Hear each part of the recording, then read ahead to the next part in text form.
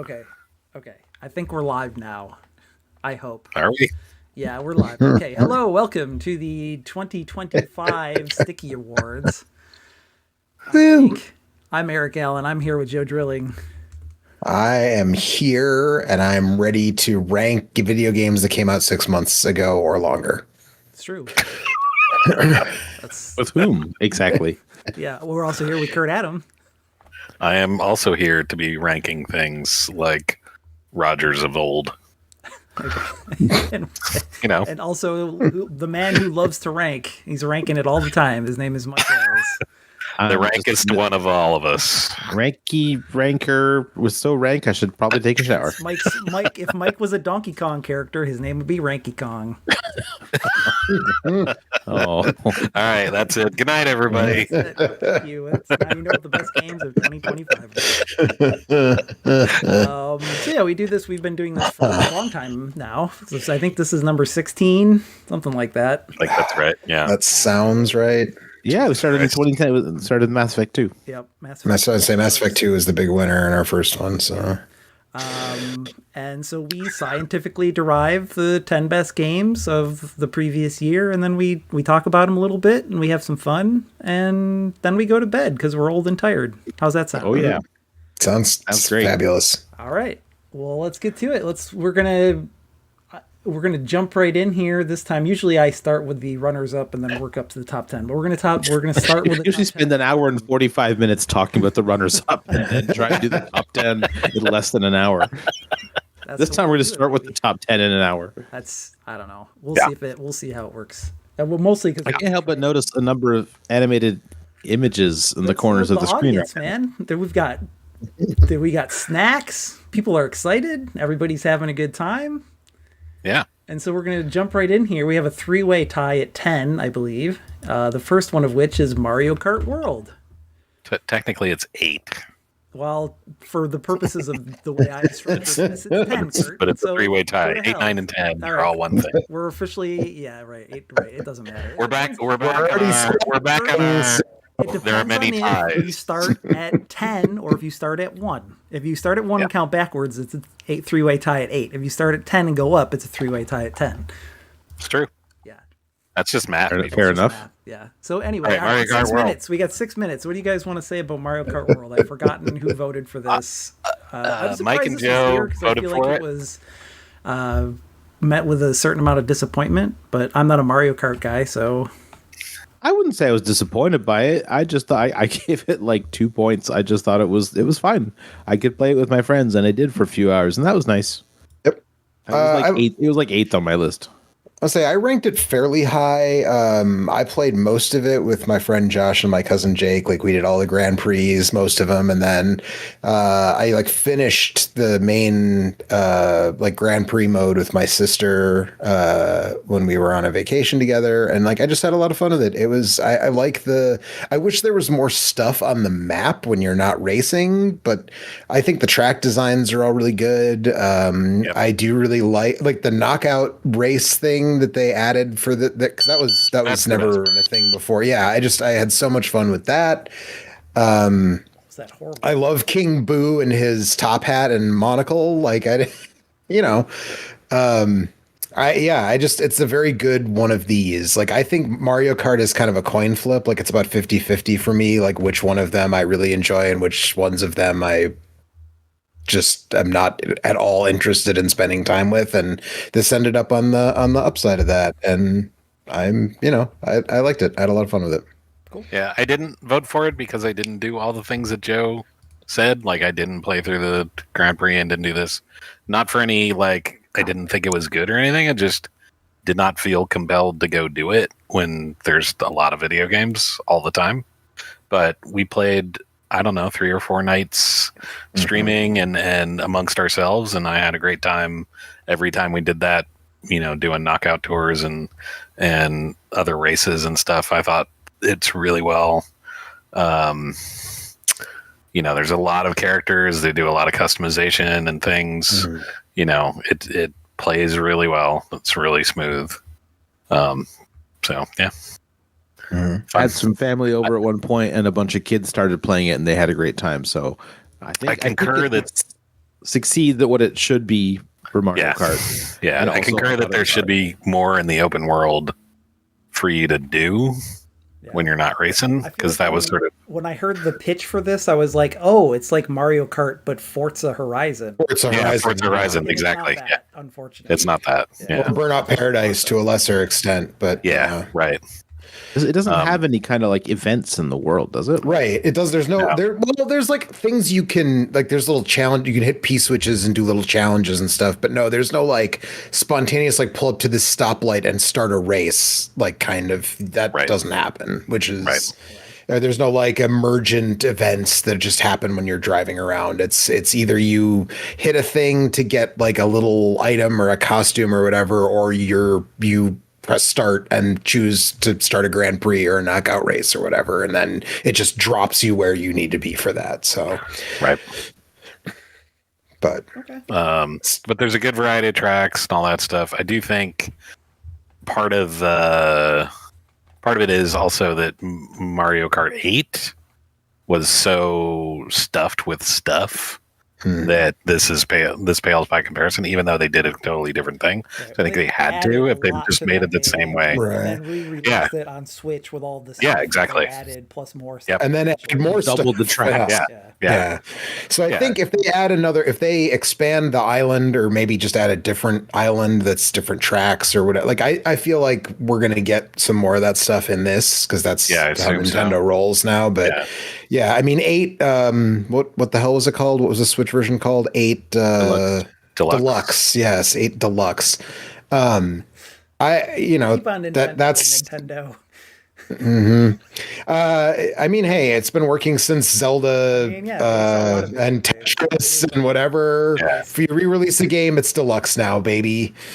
Shout out to this game for being the most expensive video game I have ever seen, except that no one actually paid full price for it because everyone just bought it as a pack-in with the console.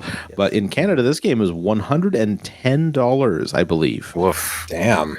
Which is a full 20 more than Tears of the Kingdom was when that was the most expensive video game I'd ever bought. Into like Mega Kart cartridge from like the Super Nintendo era. I was gonna say that's Phantasy Star 4 area. All right. Well, we should move on to our number 10 game, which is Umamusume Pretty Derby, which I think I was the only one that spent a lot of time playing this year, so I understand why I'm the only one that voted for it.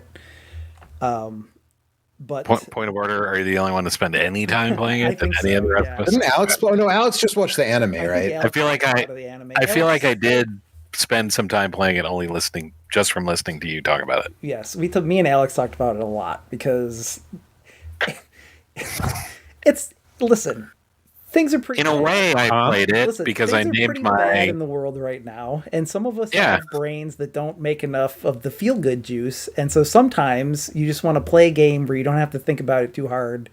Yeah, and there's a bunch of cute little characters running around being stupid, and you can just hang out in a world that's better than the world that you currently live in, and you can squeeze a few extra drops of dopamine out of your brain. I don't begrudge anybody that. Yeah, but also like. I picked this up. I mean, so first of all, it's a gacha. So there's all the caveats that go along with the game being a gacha style game. We don't really need to get into that because I only have 6 minutes to talk about this, and that's its whole thing. Like, the gacha style is not a great style. I've dipped my toes into a lot of those over the years, and I think this one is on the friendlier end of that, but they all have dark patterns and bad stuff to try and get you to spend way, way, way more money than $110. And this one has some of that as well. I think that this is a game that you can get a lot out of without paying any money, which is not true of a lot of the other ones. So it's got that going for it. I think the thing that got me on board was just that the premise of it was so insane.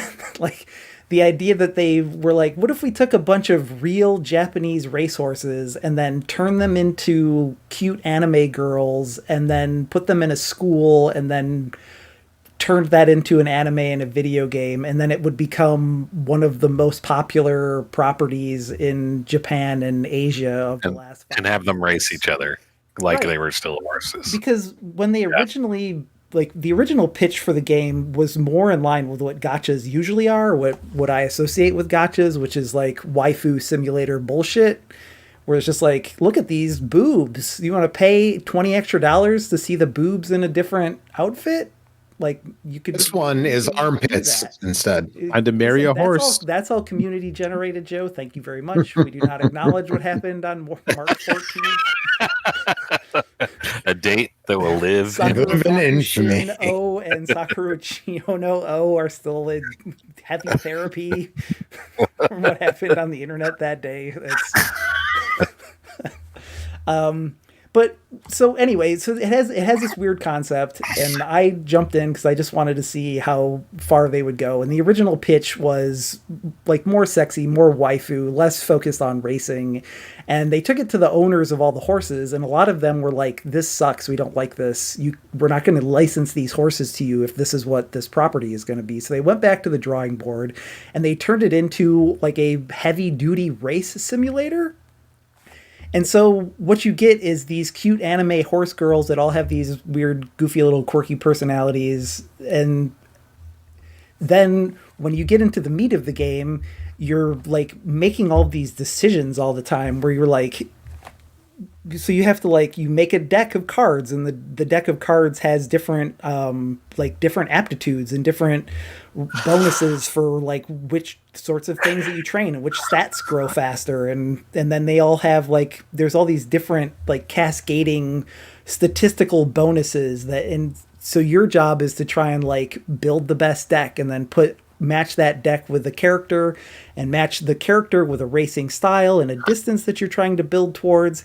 And your goal is to like have the best racer. And then there's a bunch of PvP stuff where you can take your character that you build in the story mode and race that against other people's characters.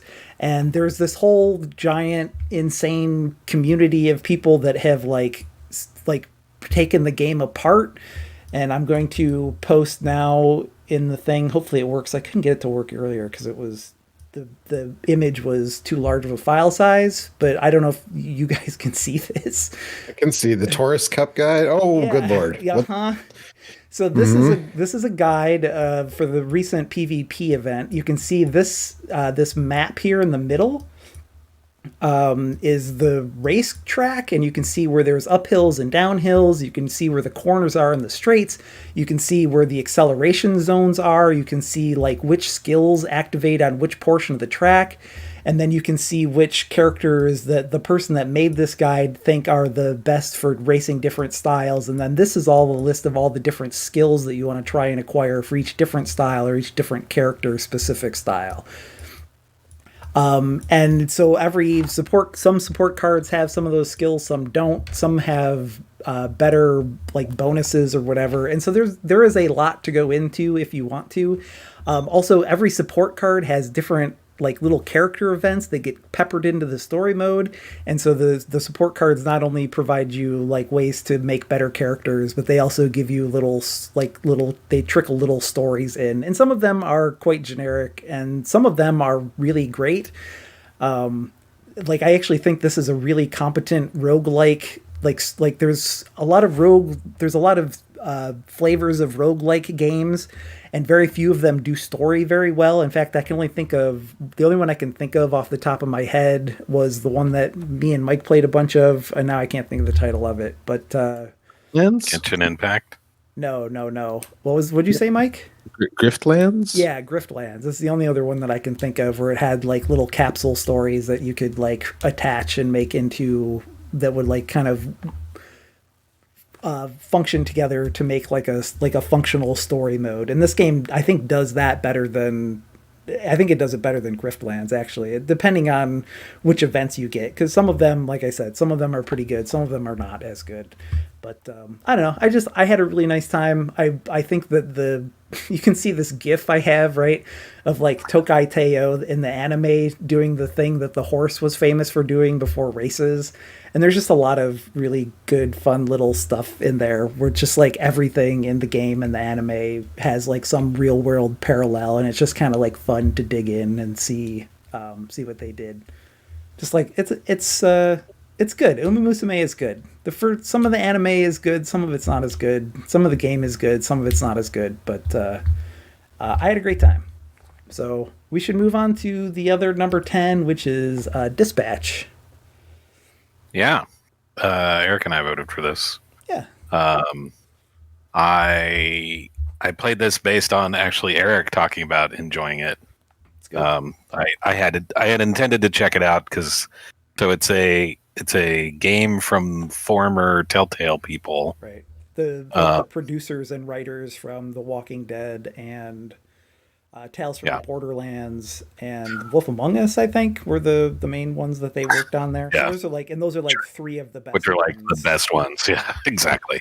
So, they got back together. I think they kickstarted the game and then put it out. It follows that sort of model of episodic, story-focused kind of game. In this one, you play a guy who was a super. Bad. Yep. Aaron Paul plays the main character, who is a superhero who doesn't have any superpowers. He has a mech suit that it's a family business that his grandfather and him and his father and then him and at the very beginning the suit gets destroyed in the opening sort of sequence, and basically that means he's not a superhero anymore and doesn't really know what he's supposed to do with himself, and he gets contacted by this organization that basically it runs a superhero support service. It's like 911 for superheroes, and he goes to so you can say, somebody's broken into my shop, please send somebody to go beat them up or Sounds whatever. like there might be some mole people in the sewer. Maybe somebody should go check that out. Right, exactly. Yeah. And so there's that kind of thing. And so Robert, the main character, is recruited to be a dispatcher for those superheroes, but is given the team of the worst possible people. Right. People, most of them are like ex wannabe super villains that kind of like crashed out. Like there were people that wanted to be villains but were so bad at it they got caught, and now they're in like a rehabilitation program to become superheroes. Yeah. So they're the Z team, and he's basically given the challenge to try and turn them into something. Right. It's a real bad news bears kind of situation. It is. Yeah, yes. exactly. It is. Yeah. Yes. And they are pretty disparate set of, misfit toys, and he has various challenges, and there's choices you make along the way to sort of which hot superhero groom the girl team. do you want to date is really important. Yeah, that is one of the major components of it. Yes. But also trying to figure out how to get himself back to being a superhero. That's part of the hook. Is they say, well, if you do this, we'll repair your suit. Right. And which is something he can't afford to do. Also, the big bad of the game is the guy that killed your father. Right, and destroyed your suit. Right, at the beginning, you're trying to find him and get vengeance, and then he destroys your suit. There's like a power cell or something that is like, it's like a one-of-a-kind power source, and he's trying to get his hands on that. Right. And then there is a game, like it's not just a visual novel where you make choices about like how to interact with characters or who you want to date. Because my favorite tweet about this that I saw was somebody compared it to Twilight, called it like Twilight for nerd boys or something. It's like this game. There is a whole like this girl or this girl, right? That you have to romance. One of them is like the leader of the superheroes, and the other one is like a burnout that works for the burnout team, and is like a badass. You can tell she's a badass because she smokes. Yeah, exactly. She's a troublemaker. That's bad for you. Don't do that. She kind of doesn't. She pretends she doesn't care. Yeah, but maybe she does. Depends on how good your motivational speeches are. That's right. Invisigal will remember this. Yeah. But yeah, so there's also you actually play the dispatching portion of his job as a game in each episode. So you're doing the shift and dispatching people and deciding which heroes do I send, and who's tailored, who matches up with the challenge of this this particular problem, because they have they have like charisma, like speed, charisma, like attack power. They have like 5 different stats and like a web graph, and then you like if it's like like somebody needs to make a speech, then you want to send somebody with high charisma to do that. But if it sounds like one where combat might be involved, you want to send somebody who's good at fighting. Or sometimes like something's on fire and you've got like a big rock guy, and so you send the big rock guy to fight the fire because he probably can't get damaged by it or whatever. Right. And then the better you are matching that, then it puts up like a probability of succeeding, and then it'll like roll a dice basically to tell you if you actually succeeded. So like it is 100% possible for you to like run out of heroes and have to send people who aren't good at a thing, and they still might pass with like a 15% chance to pass, or vice versa. Or they might not. And they fail anyway. Yeah. Yeah. Love that thing, by the way. I'm a big fan of introducing a bit of randomness to those. This and Umamusume high on probability management and like big strategic. Like you want to come up with a strategy, but even if it's good, sometimes it fails, and I like that. Yeah, and then it's like, oh, now they're tired, so you can't send them. Right. You got to wait, or maybe you push it. Right. And then when you succeed missions, you get like upgrade points, so you can like push them in directions. You can either like widen their capabilities, or you can like min-max them depending on how you want to build them and stuff. And it's good. There's a episode 5, I think it is. At the end of episode 5, there's a musical number, which is like maybe the hardest I've ever laughed at a video game. It's so funny. So good. Yeah, the writing is super duper sharp, I think. I mean, it is yet another superhero thing, so I wouldn't blame anybody who didn't want to play this because of superhero story fatigue, but it's a really nice time. If you liked Walking Dead, Anthony or whatever. Yeah, Anthony, who explicitly was like, I don't give a shit about superheroes. Yes. Yeah. And I said, it doesn't matter, you should play this. Yep. And he and Abby both were like, yep, you're right. Yes. This was terrific. Yep. Really well written, really well acted. Aaron Paul is there, a bunch of people from Critical Role who are a live D&D thing, but they also a lot of those people are either internet people or like video game and animated series voice actors are in it, so that the quality of all that is very high.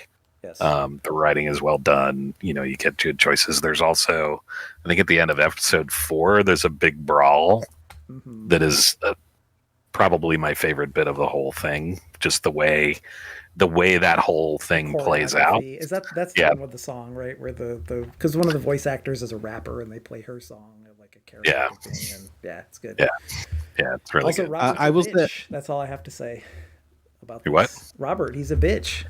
He's kind of a bitch. Yeah. So I have not played this game, but I did watch a streamer play an entire episode of it, and I was very impressed. And I think if it wasn't for the mature themes that made it not something that I could necessarily just pop on the big TV in my home, I think I would have been pretty interested in playing. 100% the opening of, I think, episode 3 is full on mature. Yeah. So, and there's like, I could get it on the Switch and play it on the train or something. It was like, maybe. I don't know. Anyway, but it looks really good. Yeah, it's good. Yep. All right, so we should move on to our number. Whoops, I forgot to change the numbers on some of these. Number 7 here is Elden Ring Nightreign. So why don't you talk about that for a second, Kurt, while I fix the number. Eric and I also voted for this. And so Eric and Alex and myself and Anthony all played through Elden Ring and the Shadows of the Roottrees and really, really enjoyed our time playing that stuff together. And then they announced the Elden Ring Nightreign, which is essentially a run-based version of that in a way. And we were all like, I don't know about this. Like you have archetypes of characters. You don't have sort of build diversity or build control necessarily. You have a number of different types of characters you will play, and they have specific powers and all that stuff. Right. The stats are similar to, like, they scale in the same way they do in Elden Ring and the Souls Right. games. Mechanically, all the stuff is the same, but it's like you can't just be like character archetypes are pre-built. You can't start at 0 and then build up to something. Like this it's like if I want to play this character uses the big two-handed weapons or whatever, and so you start there, and then basically you play Elden Ring speedrun mode, where you get dropped into an area and you're just like, you have a very short timer. You've like about 10 minutes to level up as much as you can and collect as many weapons as you can. And then you have to fight a boss, and then the timer resets, and then you're like, you can explore the world for another 10 minutes. And then and it has a battle royale like circle closing mechanic that does that. So when you get to the center of the circle, that's when you fight the boss, and then it resets and you do it again. Yes. And then after you fought the boss at the end of the second day, you fight like then you fight an uber boss that's just like a standard arena. And you go in and fight them. That's like an original character for this. All the bosses, all the enemies, all the weapons, all that stuff is pulled from Elden Ring, and actually like several of the other Souls terrain games and as everything. well. Like the gaping dragon from Dark Souls 1 makes an appearance. There's characters from all the different Souls games are all here. All your favorites are here. I think this game is extremely brutally difficult at the beginning. Yeah. But once you kind of get a feel for how, because like normally when you play a Souls game, you're kind of taking your time and you're kind of feeling things out. You're like poking in and trying not to commit, because if you commit too hard, then something's gonna definitely come up behind you and kick you off a cliff or whatever.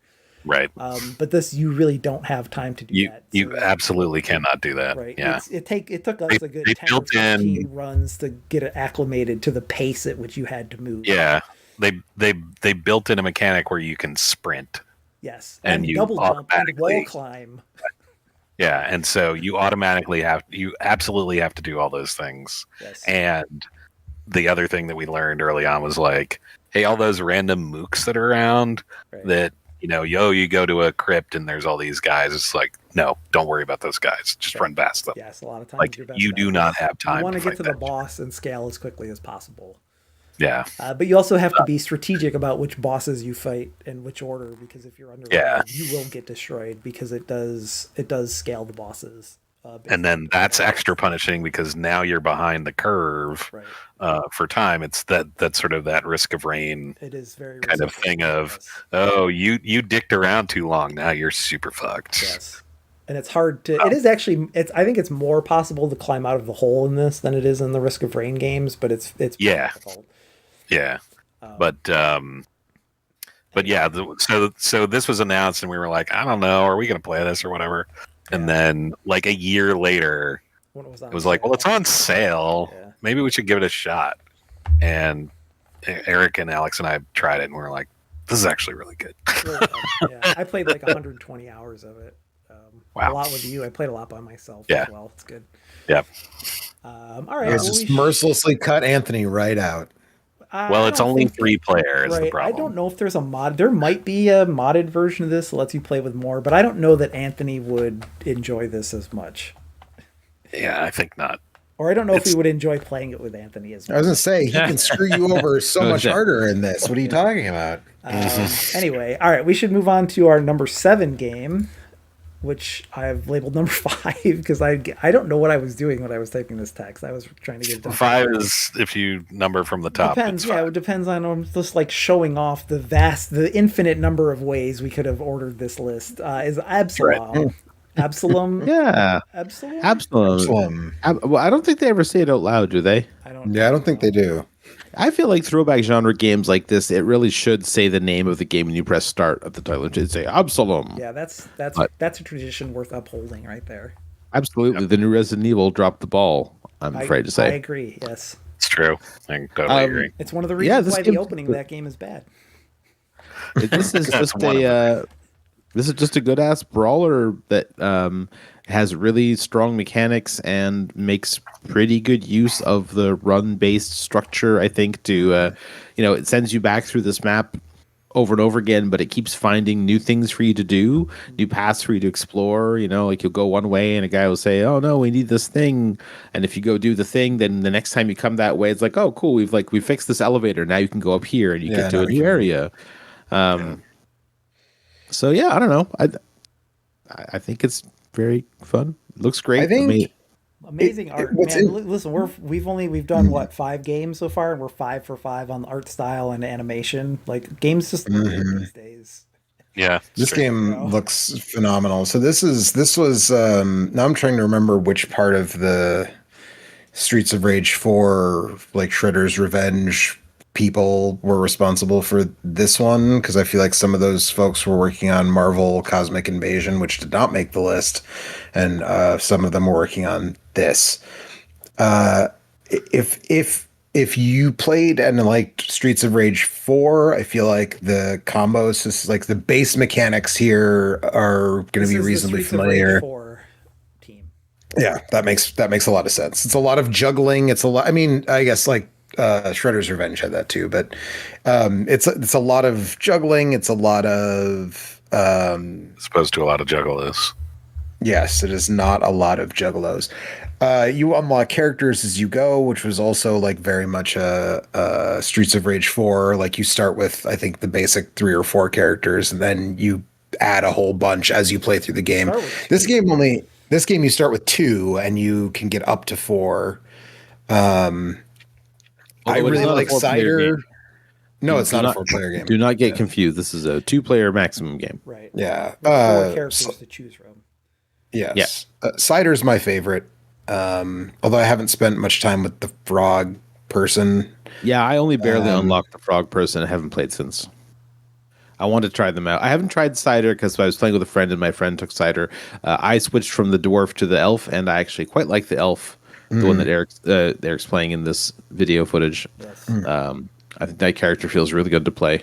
There's the big variety, and like you can get super attacks, and you choose one every run to use, and they tend to incentivize you. It's like you'll get more upgrade materials if you use this one. So kind of, you don't have to, but it gives you good reason to try out different stuff.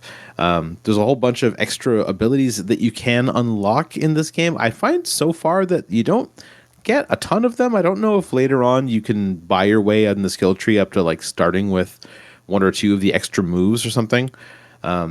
They can really change the way that you play, I find. Yeah, they can. And I that is actually one minor gripe I have about this, is there's some cool stuff where I like, there was a thing where I learned like an air throw or something, and I was like, this is super cool, and then you don't get to keep it because it and you don't, there's no way to guarantee those, like, there is still like meta progress of like combo length, and like Mike was saying, super moves. You start with 1 or 2. Do you start with 2 for each character? I don't know. I don't remember. And then 1, but you get one pretty quick, I think.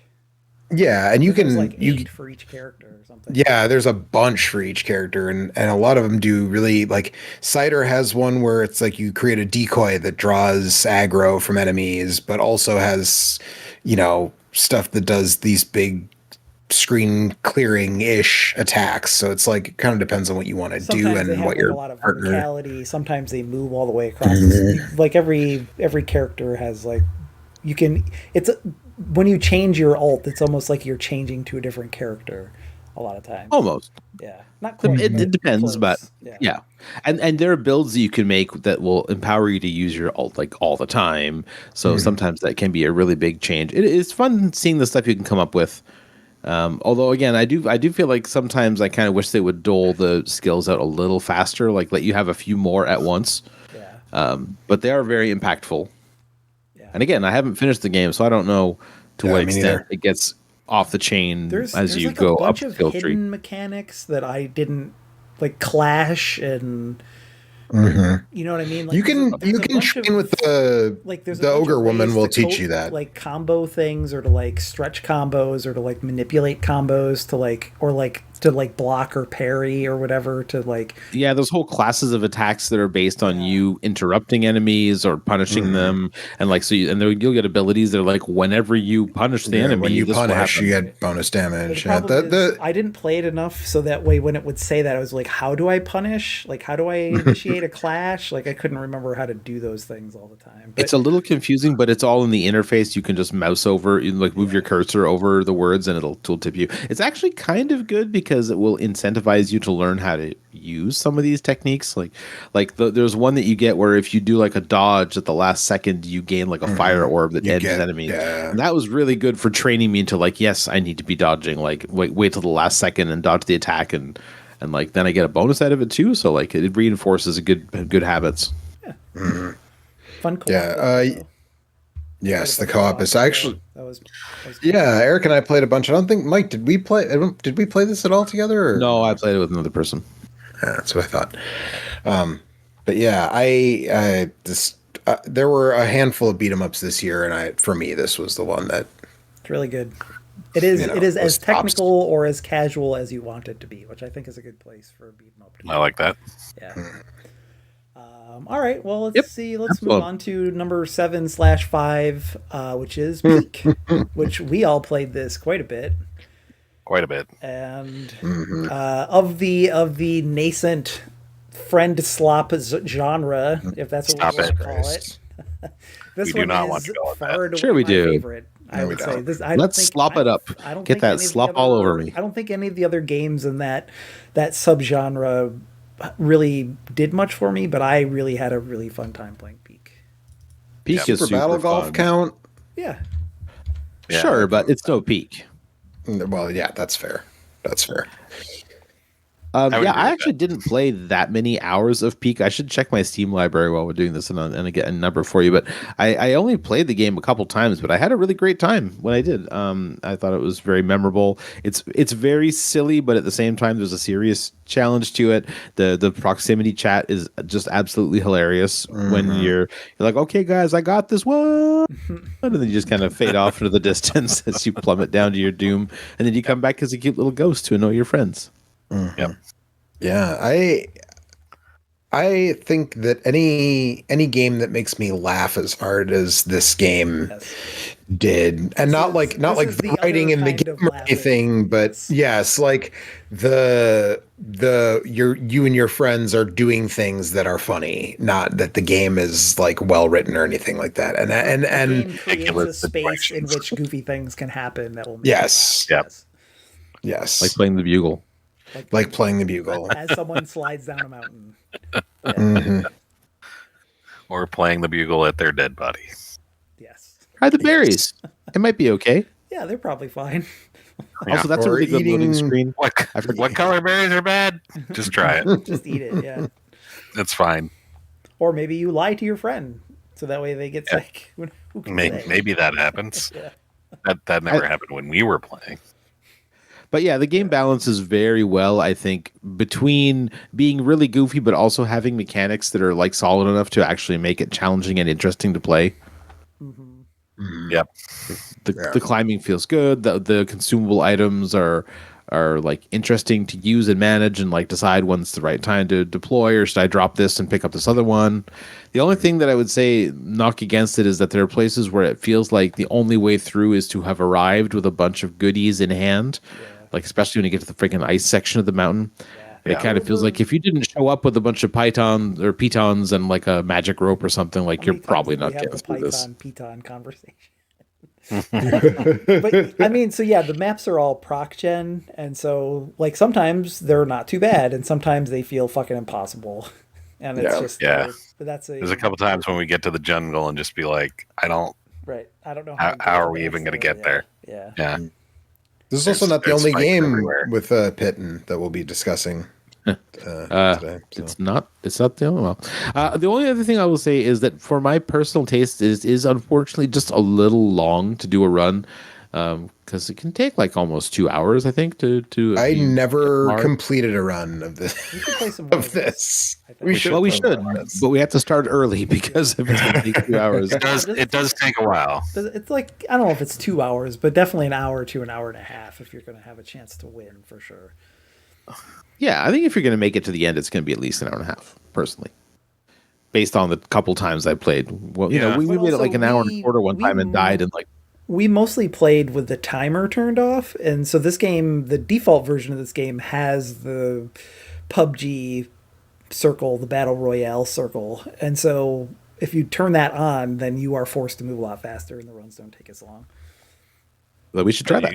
But my suspicion is you also die a lot more often. Oh, yeah. Just So we why should we try turned that. it off. Especially if you're playing with Anthony. We turned it off because that was how we were learning how to. We wanted to learn Yeah. what all the mechanics were and how to, you know, pick a like rock Picking climbing. routes. The most important skill that you can have is route planning, and so Yep. you know.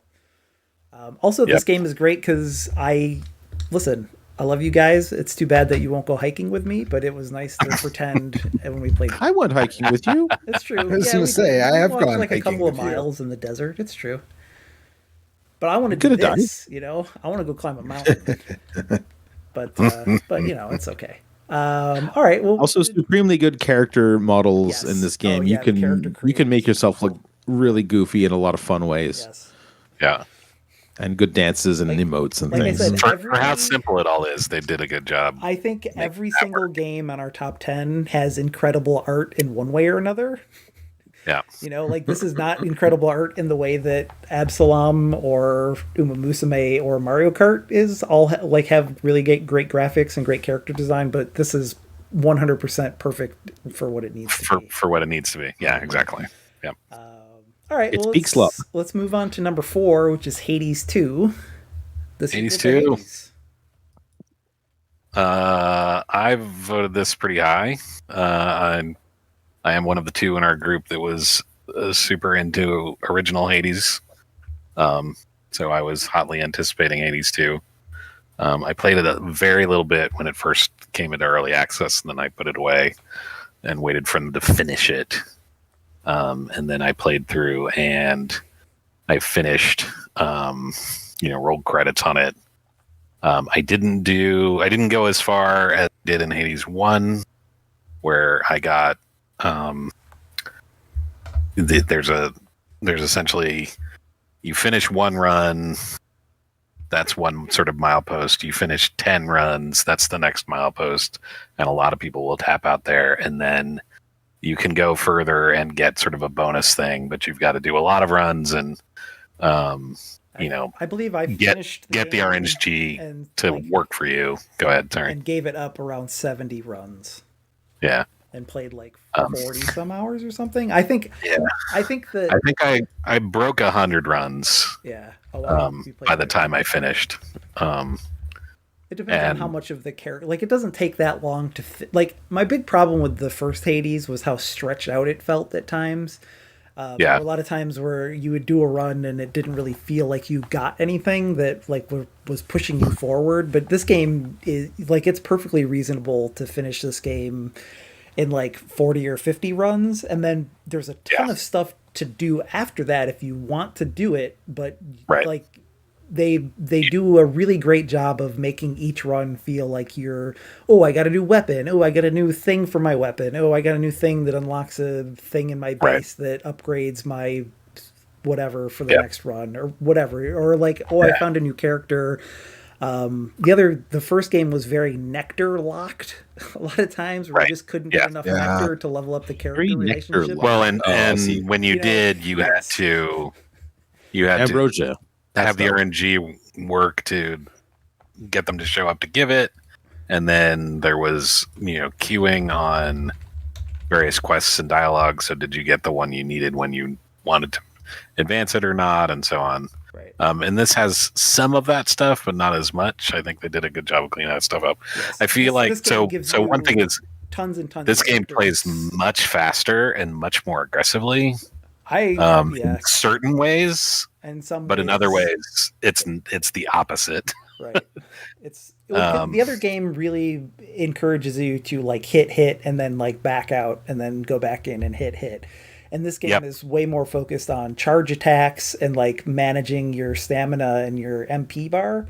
And so there's a lot of like, you want to like like run around and like charge up for the big hit and then get the big hit in, and there's not as much of the jab get in and out kind of stuff. And it is a very different. I mean, it's the difference between Zagreus being a melee character and Malinois being a spellcaster.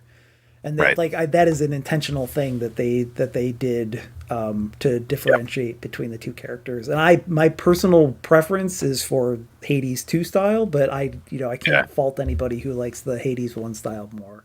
Yeah, obviously, there's a ton of different weapons that lets you play like a lot of different styles, but generally this one leans that more basic towards charge attacks. premise. Yeah. And for me, it took a little bit to adjust my thinking on how to play it around that. Yeah. Because I'd played so much of Hades 1, but once I got my head around it, that was I do like it. I did not go as far. Like I got to the ending, the primary ending. Right. You didn't do all the heat runs and I didn't do all the heat runs, and I did that stuff in Hades, but I didn't do all that stuff, and I didn't find the fates, which is kind of the ultimate sort of ending point. And because when I looked to see sort of, all right, well, how much do I need to do after this? And I was like, nah, I'm good. Yeah. Which is not to say I spent a bunch of time playing it. I really enjoyed it. I had a great time. Obviously, I rated it like number 3 in my list.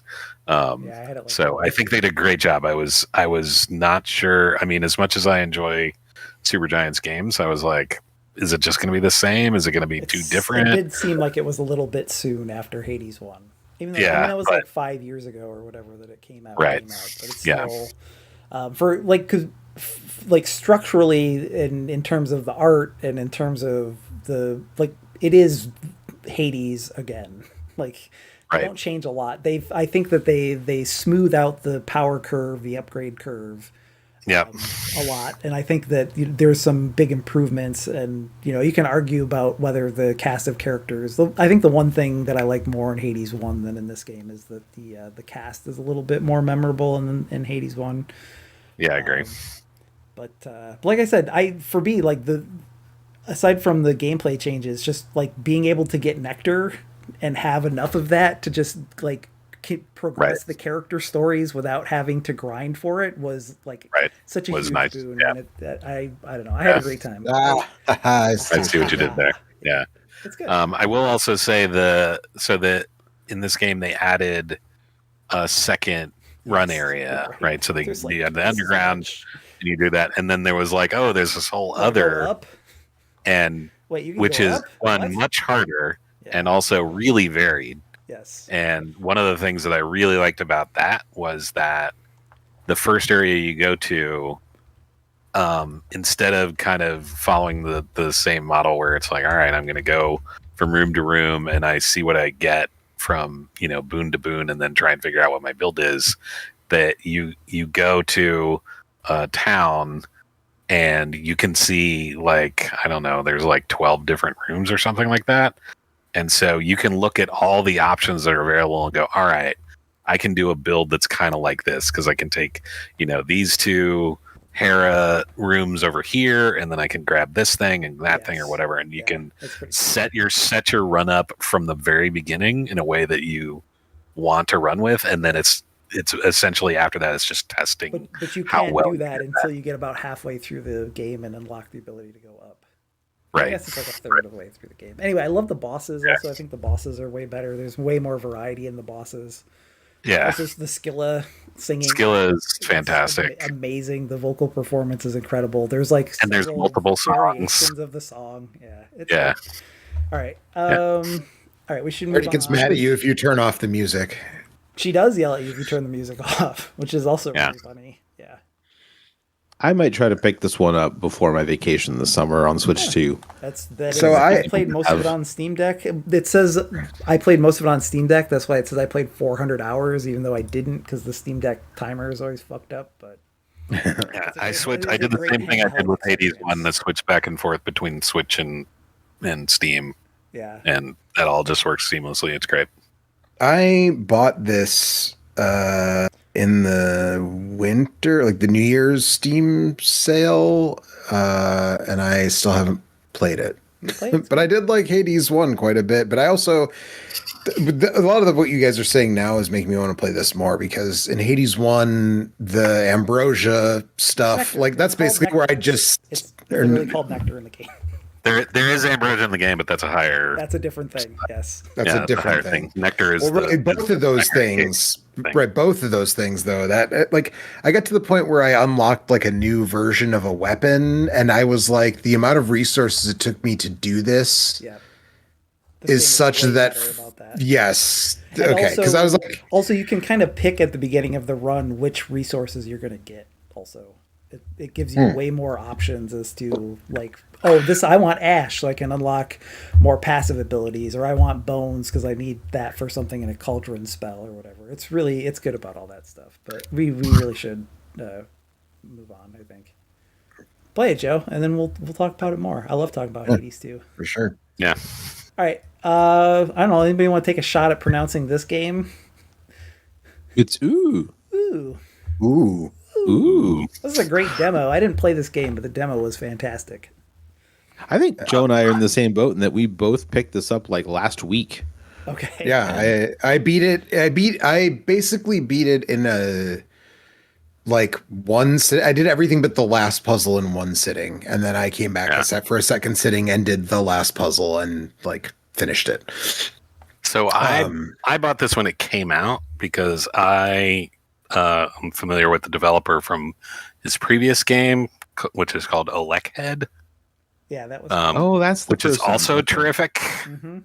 And both of these games have a similar sort of design sensibility in that it's like, all right, I have, an idea for a mechanic, and I'll put that in, and then just iterate multiple sort of rooms around how that mechanic works.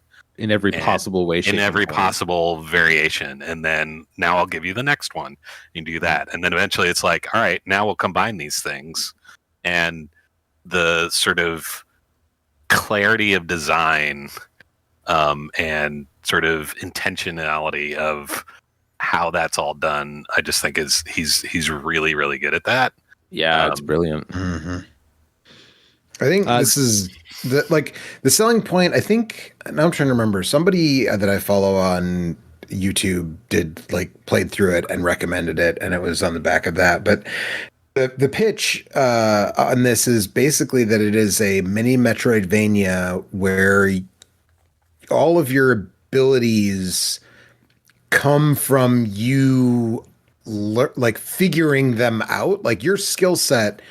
The only thing that changes in the game is at the very beginning you have no bombs, then you have one bomb, then you eventually have two bombs. That's it. That's the only thing that changes about Oo's skill set. And everything else is about figuring out how you can use them. Right. So if you were to play it a second time, I feel like you could beat it. I mean, it's not a long game to begin with. I think it took me out. Right. Uh-oh. Because there's stuff that we lost you for a second, Jeff. Oh, sorry. If you do a second run of it, you could do it much faster because you now know all of the tricks. And again, since you don't actually gain new items or abilities, just new knowledge, like once you have that knowledge, you could probably speed run this. And I don't know. I'm kind of curious what's the world record for Ooh? No idea. Yeah. There are, in fact, a number of paths that you'll go down, and they just terminate at like one of the little warp points, and there's nothing there. And at first, just like, what the hell? Like, I did all that for nothing. And then eventually, you're like, oh no, I did that so I could learn how to make this particular combination of bombs work and move me in this way.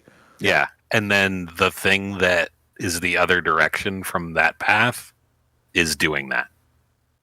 Yep. Yeah. It's like, if I go left, I don't know how to do it. If I go right, I learn how to do it, and then I teleport back at the end of that string of rooms, and now I know how to move on. Yeah, the design is very clean. And like I said, when you do figure out how to make a new combo that does something you haven't done before, you feel so fucking smart. I don't know how the designer does it, but like every time I was like, I'm a super genius. Yeah, just like an amazing eureka moment and also like the aesthetic, as you can see, is very, sort of like high 8-bit, low 16-bit, and the music is delightful and charming, and the character design of your little bomb caterpillar man is delightful, and it's just, I feel like every year I have one game that I play basically in one sitting and go like, that was so great that, like just to breeze through. And this year, it was this one for me. This is so much fun. If I ever solve that puzzle that I'm stuck on, I'll probably agree with you. Nice. All right. All right. It's time for the big two. Speaking of puzzle games, speaking of eureka moments. Here's the two that we're going to take more than 6 minutes to talk about. Yeah, right. Games that make you think. Let's talk about number 2, Blue Prince. Holy shit, this game. Holy shit. It's really something. I think it's just pipe dream. I don't see what the big deal is. The thing that's amazing about it is what's all here. Yeah. It's a roguelike by one dude. Yes. Also, another great art style. Just fantastic. Sure. Yeah. Art. I think you guys are going to have more to say about it than Kurt, especially, and if Anthony was to show up. But like, one of the things that I love about this game is that like Eric and I both checked out of this after like I think maybe 25 or 30 hours is about how far I got into it. I think Eric didn't. Also, there's way more than one person in the credits for this game. But he got hooked up. He had other people that helped him. A bunch of people finish it. Right. Yeah. But there are like a fair number of natural, like when I stopped playing, I was like, I feel similar to Hades 1, actually. I was like, I know there's more to do, but I feel satisfied with what I have done, and I had a blast with it. You played 25 hours and I played 152. I was going to say, I feel like Kurt and Mike and Anthony put like a lot more into this. Although, to be fair, actually, probably like 50 of those hours were my son, who picked this game up and just really enjoyed going through, mostly just doing the house building part of it. But he spent hours and hours on this game. I really enjoyed that for 40 or 50 hours, and then I had to stop playing it because I was so sick of doing that. But yeah, you had an additional impediment. Well, yeah, right. Something went wrong with your workroom that basically cock-blocked you from moving further. That's what it seemed like, yes. Yeah.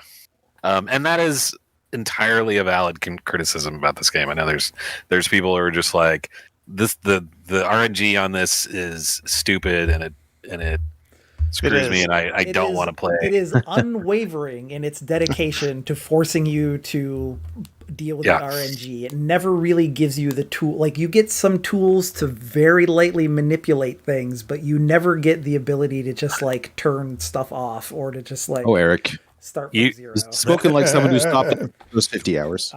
In a way, you're not wrong, but in a way, you are.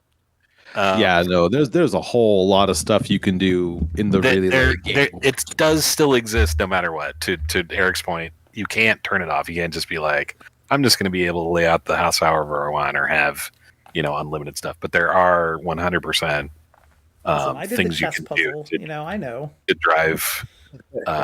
There's many levers you can pull. No pun intended. Literal and figurative. Yes. Yeah, literal and figurative to address. But we're here today to talk about the dartboard game. Yeah. No. Yeah, man, this game got inside my head in a way that I don't remember the last game that I played did. The reaction is sort of the, it's always sunny, murder board, crazed Charlie Day gesturing at this thing. Like that's what happens to I had like 500 screenshots in my Windows image folder when I stopped playing it, when I decided that I was satisfied and that it was time for me to move on with my life, Yeah. Satisfied. There might still be more blueprints for you to experience, Mike. You don't know. There might be. There's I feel still like an I know. Update to come. I feel like I know this house better than I know my own house at this point. Like Oh, this yeah. It's crazy because the house is never the same 2 days. I know, and yet, Mike just but got it done feels. remodeling his house, and now it's just like the Blueprint's house.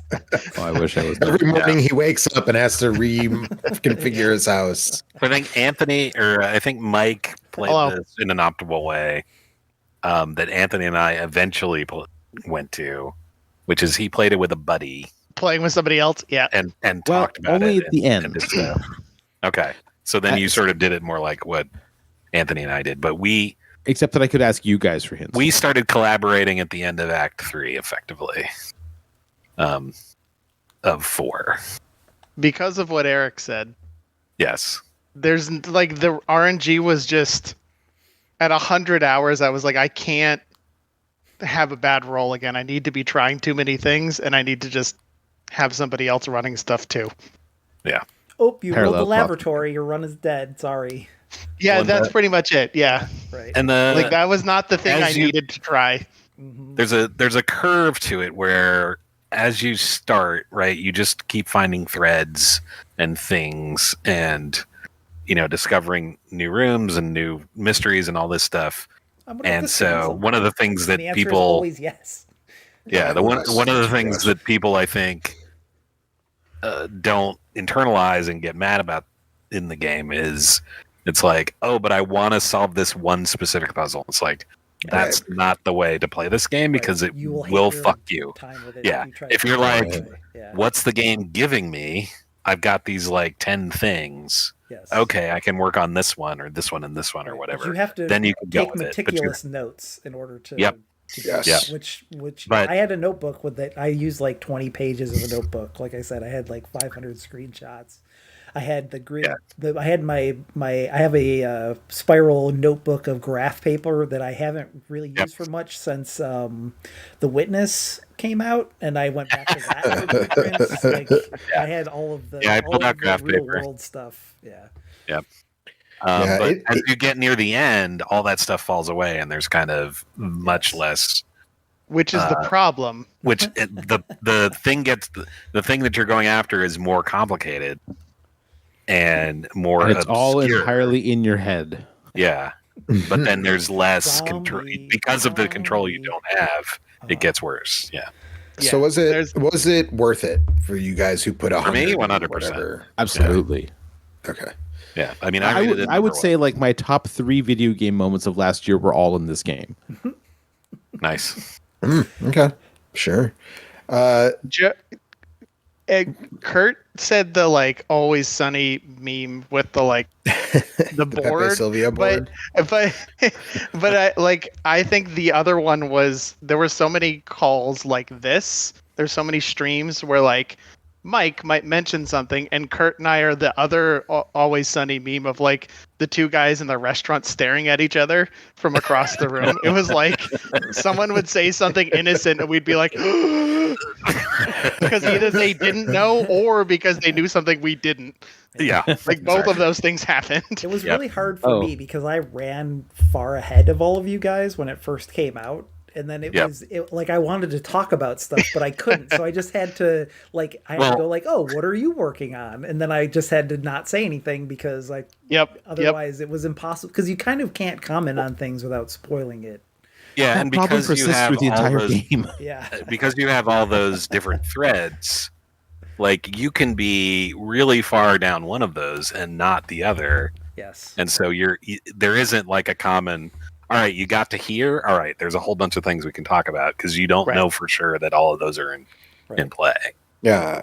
Like with Eric, I felt weird talking about a lot of the tools that you build because that was his stumbling point, was that his workshop just never appeared. So I'd be like, one time in 40 hours. Yep. Yeah. And I was like, oh yeah, man, like I just got like the shovel metal detector combo thing. And he's like, I don't know what the fuck are you talking about, man. But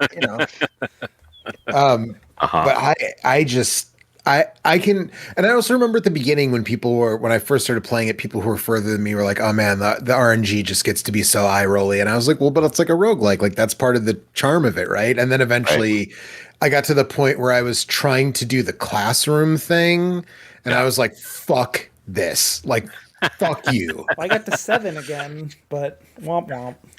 Yeah. The first time I did it, I didn't know what the culmination was, and I hadn't really studied all the stuff. And so I got to the end, and I just couldn't. There was nothing I could do because I didn't have the notes I didn't have the knowledge base to answer all the questions. And so it was just like, well, maybe someday I'll get lucky and see this again. But Yeah. I did. I got a B+ on the test. nice. Turns out you need an A. Oh, I got No. I got an A. Yeah. I never had the heart to go back. I never tried it again. What trophy did you get instead to get blue tents? Since you didn't get that one. I don't know. I wound up with 8 or 9, and you only needed 8. Anyway, Yeah, you need that's 8. all. Yeah. Neither here nor there. Anyway. I don't want to write off the RNG stuff because it is at times very annoying. I had 1 or 2 moments also where it made me tear my hair up. But as you get to the late game, it's just so not the focus of what you're doing. I mean, especially when you're in the very, very end game. As a couple of people in this chat will know, the RNG is not a problem at all at that point in the game. It does not matter. But man, there's this stuff in this game, and I was very happy that my coworker picked it up and started playing because then I got to be like the big brother thing for a little while and like kind of coach him along and have to be extremely careful about what I said. And occasionally I'd let something slip, and he'd be like, "What do you mean this thing?" I was like, "Oh, nothing. Didn't say anything. I didn't say that." But yeah, eventually he caught up to me, and we worked together on the last chunk of the game, and we were almost all caught up to like I think Kurt finished it. No, Kurt and Anthony finished it like a couple of days before I did. Yep. I think. Yep. Because we were all bunched up at the very I end took of the like game. a 3-month break though. yeah. I was just I was the RNG was burned me there. out on my own. I was there, Anthony, when you were like, you did a thing. I can't remember what it was. It may have been the second crown or whatever. And you were like, I think I'm at the end. And I was like, that's right. I think you Yeah. still have, I think you're actually only 2/3 of the way done. And you were like, I think I need to take a break. Yep. Yes. Yep. Well, that one getting the throne especially was like 5 different threads all come together, and for me, it was all the things I'd been working on. So I was like, I don't know what to do. Yeah. And the message you get was like, you can now do these things, and I was like, I literally have never seen that. Yeah. And that was and when Kurt did it, he's like, what do you mean you've never seen this? I was like, like I don't know what to do now, and also I feel like I finished the game, so It's because you can play a lot of the game and I not need a see break. certain things. Yeah, exactly. Or sometimes you can, like, this is very much a game where you can see the same thing 100 times, and then on the 101st time, all of a sudden it means something different than it did the 100 previous times. Also, Yep. Right. This is there was this is 1000% that. when you that still when you doesn't get mean to they shouldn't room, have given you a run button. Yeah. Listen, buddy. There is a run button. It's when just you that the get to kid in room- Blue Prince runs about as well as I do. I've said a bunch of times that I think like probably like when you do that chess piece puzzle and you find the big chess thing in the basement, like one of those should have been a sprint. That would have kept me going like way more into the game. But then that's the only one you would pick. Meaningful. Right, but so what? But that would have been okay But for I him. agree. But that I would have agree. been great for me, right? Because it would have drastically cut down on my run times and like like it would have like a mechanical change would have breathed new life into the game in a way that those boosts. Yeah. So an example of what you were saying of you can be really far and not see something. So when you get to room 46, eventually you get a list of keys and some clues about the keys, and one of them says something about high up with the clocks or something like that. And I spent so much time looking at the clocks in the den and staring at them and trying to figure out, all right, well, these two have this symbol on them, but these other ones don't. This one's running, but these aren't, and all this stuff. And I was, maybe it's what time I'm here and all this kind of stuff. And like 2 days later, I pulled the clock tower, and I'm like, I've never fucking seen this room before. Jesus Christ. Oh, look, here's the fucking key. Okay. So, yeah. And I'd played however long at that point. And it was like, oh, yeah, I saw that way earlier. So, anyway, Blue Prince. Yeah, it's a phenomenal work. Yeah. Also worth saying, like, my my time on this was like 120 hours or something. I easily spent double just like staring at my Thinking notes and about it thinking about it. outside of- Like, Yeah. yeah, it's Absolutely. one of those games where it's like the actual time Steam clocked was not nearly like how much of an impression this left on me. I was Yep. solving puzzles at the airport. Mike and I have I talked wouldn't- a lot about. There's this book that we both liked when we were kids called The 11th Hour, Hmm. which is a picture book by a Yep. guy named Graham Bass. That Yeah, I know has a that bunch of puzzly things hidden in the artwork in the book, and this is definitely the game that made me feel most like that book did when I was a kid. And it's also Oh, the heavily inspired by Christopher Manson, who Yeah, did yeah, a yeah. bunch of- Yeah. who like there was literally a book that he put out called Maze Solved the World's Most Challenging Maze or something like that, where you could win $10,000 and nobody ever beat it. And didn't he? Isn't there art by him in? There is. In There's the, Yes. a there's like specific an art puzzle gallery room that area. gallery, Yeah. yeah. visual puns. That was my favorite part in the game. for That's sure. his art? That's his Yeah. art, Yep. yes. That's his art. I was so Those mad when four I finally solved things those. are I was so mad at those. They were good. Man, hey, listen, if you like puns, let me tell you about a game called Blue Prince that's about called Blueprints. manipulating room Blueprints? Yeah. layouts in an ever-changing mansion. Yeah. Yeah, it's good. I think maybe one of my favorite conversations about this game was when Eric was telling me the backstory of Maze. Like I didn't know I didn't know about it at all, and you're like, it was kind of like a local thing to you, sort of. Yeah, we had it in But the I didn't know about this library. contest or anything, Yeah. and like I ended up like There's a trying to DOS find that book there's in like my a library DOS system. game, that he made too, that I think is based on that book. That I think you guys should. We should do a stream sometime where you guys collaboratively try to play some of that. I think that would be fun. That sounds like a plan. Oh my god! I just looked up a picture from Maze. It's like, yeah, that could absolutely be a room in Blueprints. Yeah. Yep. All right. Well, shall we move on to number one? We should. Number Hey, one. hey, it's pretty. It's pretty. That wasn't cool number when one? everything- It's pretty cool when everything turns. It's not my fault, Anthony. right. Guys, It's not Kurt's fault either. That was pretty cool. I didn't actually see that. I haven't even watched a video of that actually. I mean, it's pretty cool. All right. Number one, Silksong, Hollow Knight. Play it. It's good. It's good. God damn, that's a lot. Talk about a game that's got a lot of game to it. Yeah. I was worried that a 60-hour Metroidvania would it would be too much steak, as we like to say around these parts.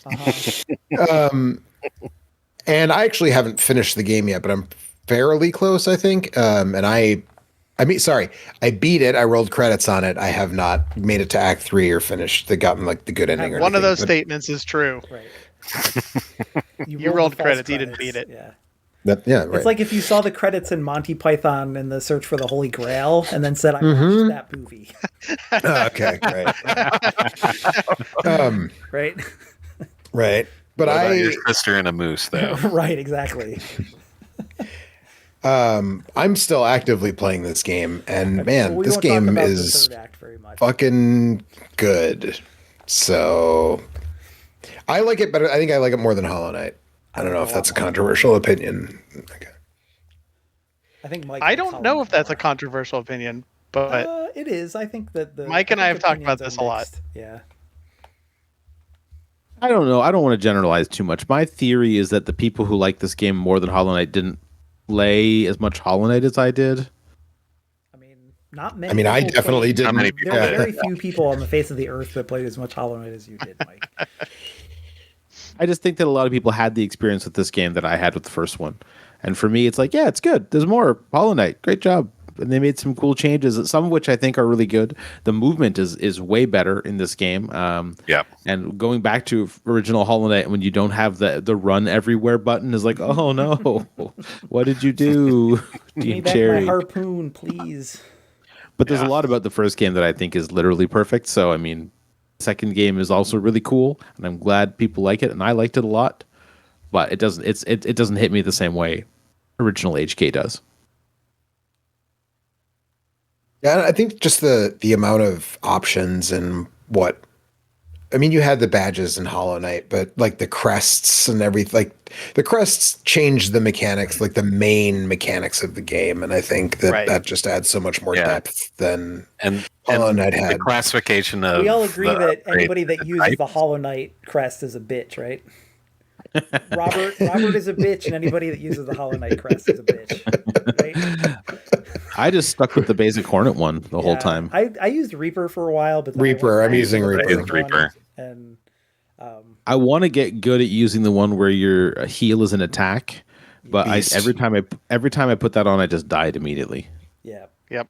I used it for one Noodle boss Needle. fight, and I don't remember which boss fight it was now. But like I didn't find it super useful either. But it is like a cool idea. I also have been Some of those hoarding crests memory get lockets. So late in the game, it's just hard to change your playstyle when you get there. I felt It like, would be nice if there was a way to unlock them earlier or to start Joe, a I new don't think game you where need to they're all hoard unlocked those. or something. You should not hoard those. Yeah. In Well, fact, there's active here- benefits to using more of them. Here's Yeah. the thing. Oh, really? Okay, that's good to know. Depending on if you've explored everywhere. Yeah. I mean, I'm working on it. We'll take this offline. This is the thing with the. I'm just very quickly. The thing with the memory lockets is the crest that I'm using, which is Reaper, is the one that I've stayed with mainly since I got it. It has all of the slots filled. So now I'm like, if I get another crest and I like it, I want to be able to fill it up with all of the slots right away, because I know there's a couple more that I still haven't gotten. And so that's sort of like my thought process is like, well, I don't want to dump these onto a crest that I haven't been using, and then unlock a new crest that I think is I super get fun. that. Yeah, There's enough lockets to unlock everything, but of course you got to find them. Right. So, but there is a reward for not holding off for using more of them. for certain. Got it. Certain number of them. I think I'm picking up what you're putting down, but I will. All right, I will try to use them more. But I don't know. This game again is top of mind for me because I'm still playing it. But I will also say that for as much as like the general public reaction, I thought was kind of interesting, just because it was the most wishlisted game in Steam history at the time. It crashed all of the console stores the day it came out. And Steam, right? And Steam.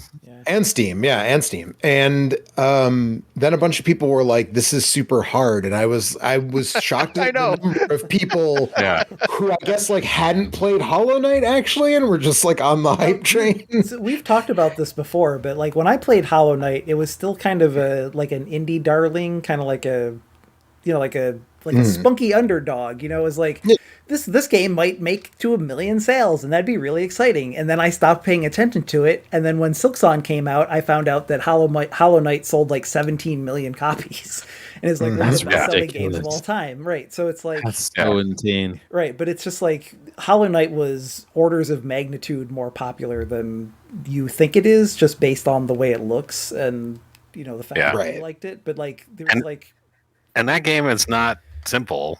No, or it's not hard. easy. That game is balls hard. Yeah, I was gonna say again, not finished with Silksong, but nothing that I have come across in Silksong yet is a fucking patch on the White Palace in Hollow Knight as far as a platforming challenge goes.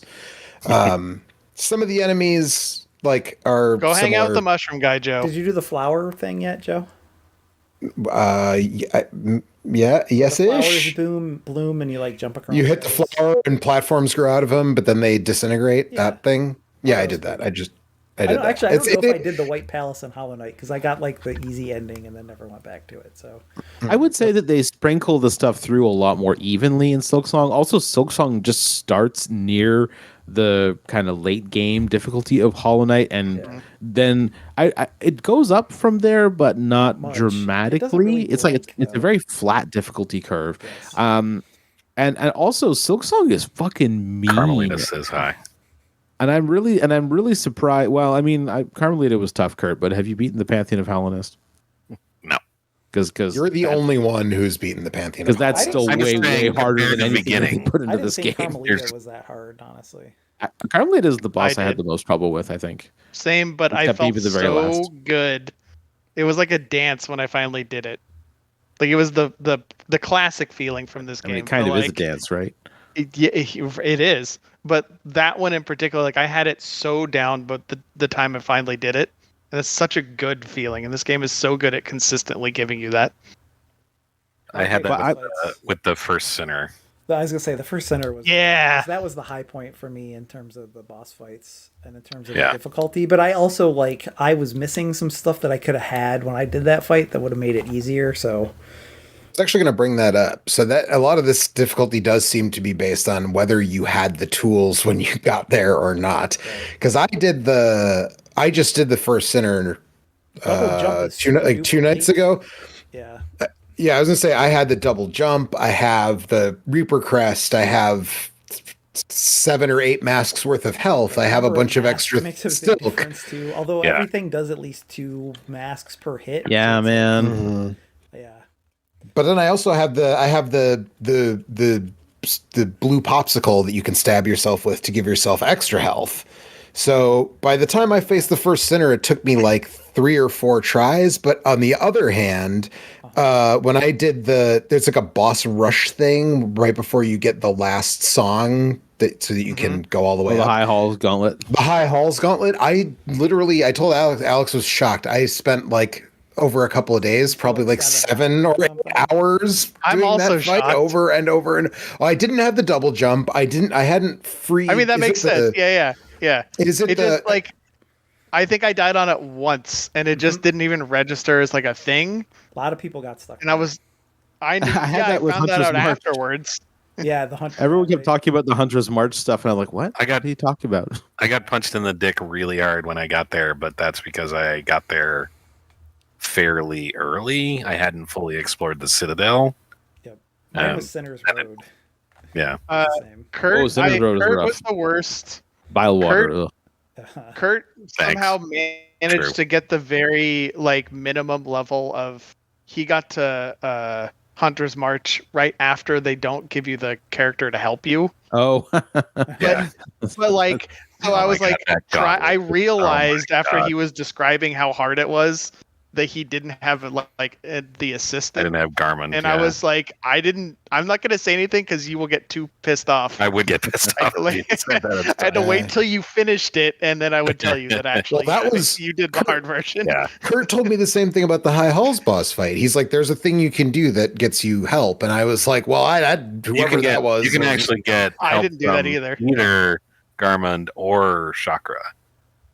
Either really? High Halls? See, after you said that, I thought you were talking about who's the tall green bug that you save in the that guy, the Green Prince. Yeah, the Green Prince. I was like, oh, Kurt must have been talking about this guy because I hadn't saved him from his cell when I did the High Halls boss fight. But no, apparently there's something. And I actually remember talking to people and being like, oh, did Cloth help you in Hollow Knight? And people were like, well, I don't know how you do that. I'm like, yeah, there's that one boss fight where she'll break the wall and help you fight. I don't even remember which. It was a frustrating boss fight. Yeah, and I remember being like, how did you beat it without her? Yeah. That I didn't get help with. I like how Eric's complete time must be 20 hours longer than mine because he spends all this time jamming out on the needle in with all the bugs, getting them to sing along. He's playing it right. Well, yeah, you can you can get dialogue from all the characters and stuff. Actually, what happened there, Mike, was that I forgot how to initiate the fast travel. There's also, I didn't learn until after I finished the game that there's a button you can push to make Hornet do her challenge pose, and it freaks people out around you if you do it to civilians. Yeah. Wait, really? Yeah. Yep. Which button does that? It's click the stick, I think. You can make you can it's a taunt for getting flying things to come towards you too. I just feel, I'm surprised that you guys don't talk about how mean this game is, because as someone who spent hundreds and hundreds of hours on Hollow Knight, I don't know what you mean. I kept getting taken aback by just how cool. 2 or 3 different trap benches and three distinct poison swamp zones. And taken into the fucking prison. Yeah, but that part was good. Point, yeah, really I fun. Didn't have that happen. Naked Hornet is really funny. Am I the only one that didn't have that happen? I had it happen. I mean, maybe I'm not there yet, but I haven't had it happen. If you could have had it happen, you would have. Yeah, it would have happened before now. Okay. There's a certain enemy that can do it to you. So there's an enemy type in a couple of different places that will cage you and take you to the slab and takes all your shit. Right. And it can happen pretty early in the game. Yeah, so you can be basically teleported from far fields to the slab. Yes. And then have to fight your way back out of it with no stuff. Wow. I didn't get to the slab until after I beat Grandmother Silk. Like I hadn't even stepped foot into the slab yet. Wow. That's crazy. So Kurt, did you go back and look at what happens if you're captured, like on a video or something? You may have missed the best interaction in the game. Things in the whole game. Yeah, I did not do that. I know generally what happens, but I didn't see. You get when you're sneaking above the room where all the guards are in the slab, you can see down below, and one of the fat guards is wearing your stuff and like doing a little stupid little like mimic of you and dancing around. Yeah, that's good. And then you bust through the ceiling and strangle it to death. Yeah. It's amazing. Speaking of You should look up a missables, video there. There's It's all so kinds good. of stuff like that in this game Yeah, where yeah. there's just little touches. I never got the funeral. Mean character. Oh no. Oh, you didn't? Oh. Well, except it's not oh no, because apparently the reason I didn't get it is because that dude didn't die. Oh, Yeah. I didn't know that was Oh, possible. well, good for you. It is possible, yeah. How do you keep him alive? You have I to don't remember the move him details on exactly. I the think you right have to beat place. the mini boss before the event triggers where it messes up the town. I'm pretty sure I beat that boss and it still showed up and broke everything. But Point They'll is, still they show up, definitely but you were can get working to- on this the entire 8 years between Yeah. games. that's the sort of stuff that you only put in a game when you just spent like 1 million hours working on it. And Yeah. No, it's really quite an achievement. it's also the sort of thing you can only do if your previous game, if you're like a 3-person team and your Sold previous 15 game million or sold whatever, 17 yeah. million copies. Yeah. Yeah, right. Also, way more than 3 people worked on it to throw that back in your yes. face. The first one, though, And even was that- mostly just 3 people. Yes, I mean, the first honestly one. though, the credits are against primarily it's those 3 people for this one as well. Yeah, But since I have rolled the credits now, I can say the credits in this game are pretty. They're not like as short as Ooh, but they're they're not super long. it's not like a Ubisoft game where the credits are like 40 minutes long. It's Right. Point is, this game is doing some heavy lifting and convincing people of universal basic income. Well, that's what I was going to say is like the things that People can do cool stuff. the 2 things that I like way more about this game than Hollow Knight is that I love the fact that Hornet is a character with her Yes. own ambitions and Yes. motivations and her own goals Yes. and her own worldview, and she's not just a cipher for the player. And that was the thing that came up in criticisms of the game, right? Is that people kind of didn't like that because she would do things that they didn't think she would or should do because of their preconceived notions of her from the first game. And I really like that. And then the second thing that I think made this game so exciting for me and that I liked it so much more than Hollow Knight was how it has like an internal consistency of it's like telling a story without using a lot of words, right? It's like An amazing critique of capitalism. Right. It's and showing faith. you like these are our criticisms of capitalism and Organized faith, I should say. organized religion in the ways that like an upper class can Interact with each manipulate other. a lower class in order to take advantage of them, and it does that without it doesn't have to say anything, it just shows it. And I think that the game does a really fantastic job of just having you, I mean, they give you the Sherma character, right? Is that like that's kind of your guide for that, like that's the character that kind of will hold your hand a little bit and kind of show you like when Sherma the Sherma that you meet at the beginning of the game is very different than the Sherma that has the priest's hat on at the end of the game, which is another great visual gag, right? Where he puts the hood over his dumb hat and he looks like a stupid little sail or something. But I really appreciated that about this game. Like this is a game that has a worldview and has politics, but doesn't.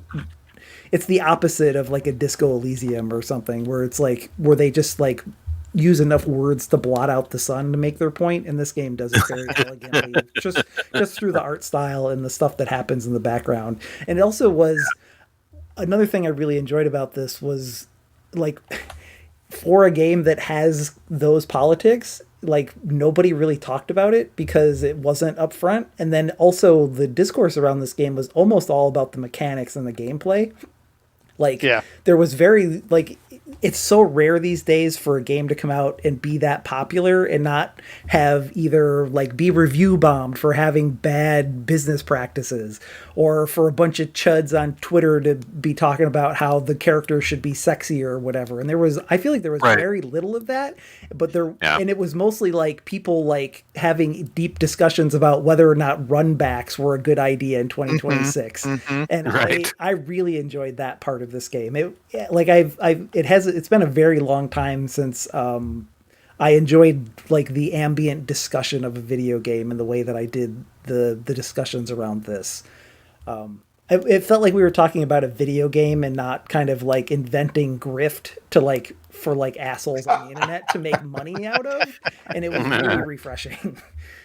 I mean, you do play as a girl in this game, so I'm kind of surprised that there wasn't nobody any. noticed. I'm sure that there was, but it was like drowned out by just all the people that just wanted to talk about the game, which was really nice. I think it was just mostly defrayed because this game has so many weird little guys that Dan Stevens could play every character in it, because it's just a surplus of weird little guys happening in this game. I mean, it's just great. I had a great time. I had such a great time with this. Yeah, it's just and the runbacks thing, I guess I had to touch on that because that was something that people complained about, and you didn't play about it. Played it. Yeah, I didn't finish it. Well, I started it at the same time as everybody else. I just savored it. Like, I think you started it quite a bit. All right, Joe, give us your hot takes. Go ahead. I bought it on launch day and started playing it on launch day. Though, I don't think, did you? I didn't get deep into it until later, but I mean, I at least did like this section that you're doing here. I did the day it came out for sure, but I intentionally bought it as a Switch 2 game to play like while watching hockey or whatever with my wife, or watching basketball, or like it's very good like multitasking. That's Umamusume, baby. This game is way too in-depth. That's fair. For me to have spent time like. Well, the thing that actually got me is that like the Switch 2 Joy-Cons suck ass and cramp my hands really badly. So Slows you down a little bit. Man, yeah, that was I played actually with an Xbox controller, and I had the same thing because I played 70 hours of it in like 2 weeks. Yep. right. Yeah, see, this is what I'm saying. Games for like a month. My hands haven't hurt like this in a really long time. Yeah. But the runbacks, like I am the pervert who thinks that like when they put expendable save items back into Resident Evil games, I was like, yeah, fucking give me that shit. Right. So that like I'm that guy, but I like even when I find myself getting annoyed by the runbacks, I'm like, this is part of the like this is intentional. It feels intentional. It's part of the experience, and I appreciate it. Or force you to like do the mechanics enough so that way when you get to the harder stuff later in the game, you have like mastered the mechanics. Yeah. Well, also, I'm also like a sometimes huge. They're fucking annoying.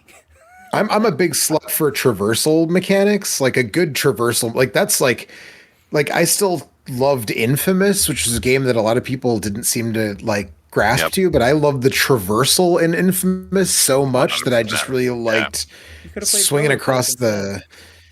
I also played Prototype. Didn't like it as much, honestly. So that's actually fun and fast. Yeah, but it's just like hold down the R button to run through and over everything. It doesn't like it felt like there was no finesse to that. But this game has a ton of that stuff. I would argue this game doesn't start until you get the dash. That's when you're actually playing Silksong. Yeah, it's weird watching this video before you have it. Like, why are you going so slow? Yeah, what's taking so long? And then once you start doing the runbacks, fuck dash, scuttle brace or bust. Oh hell yeah! I never use the scuttle brace. I gotta do my scuttle brace playthrough. My secret hope has always been that the scuttle brace would be the secret like best the OP, tactic, for sure. I don't think it's gonna pan out. The Symphony backdash. Yeah. Yeah. Scuttle brace is worth it just for the time when you equip it and then see what it does and go, holy shit. It's worth like it's so expensive and it's completely worth it. Yeah. That's true. But seeing the animation once, I was like, that's good. But I was like, but I'm never going to use this because it. But I did at first I thought this is the thing. Come back around from what we're talking about in Peak. I used the Pitten, And at first I thought it was kind of useless, and then eventually I What? was like, oh no. The what's it called? What is Eton.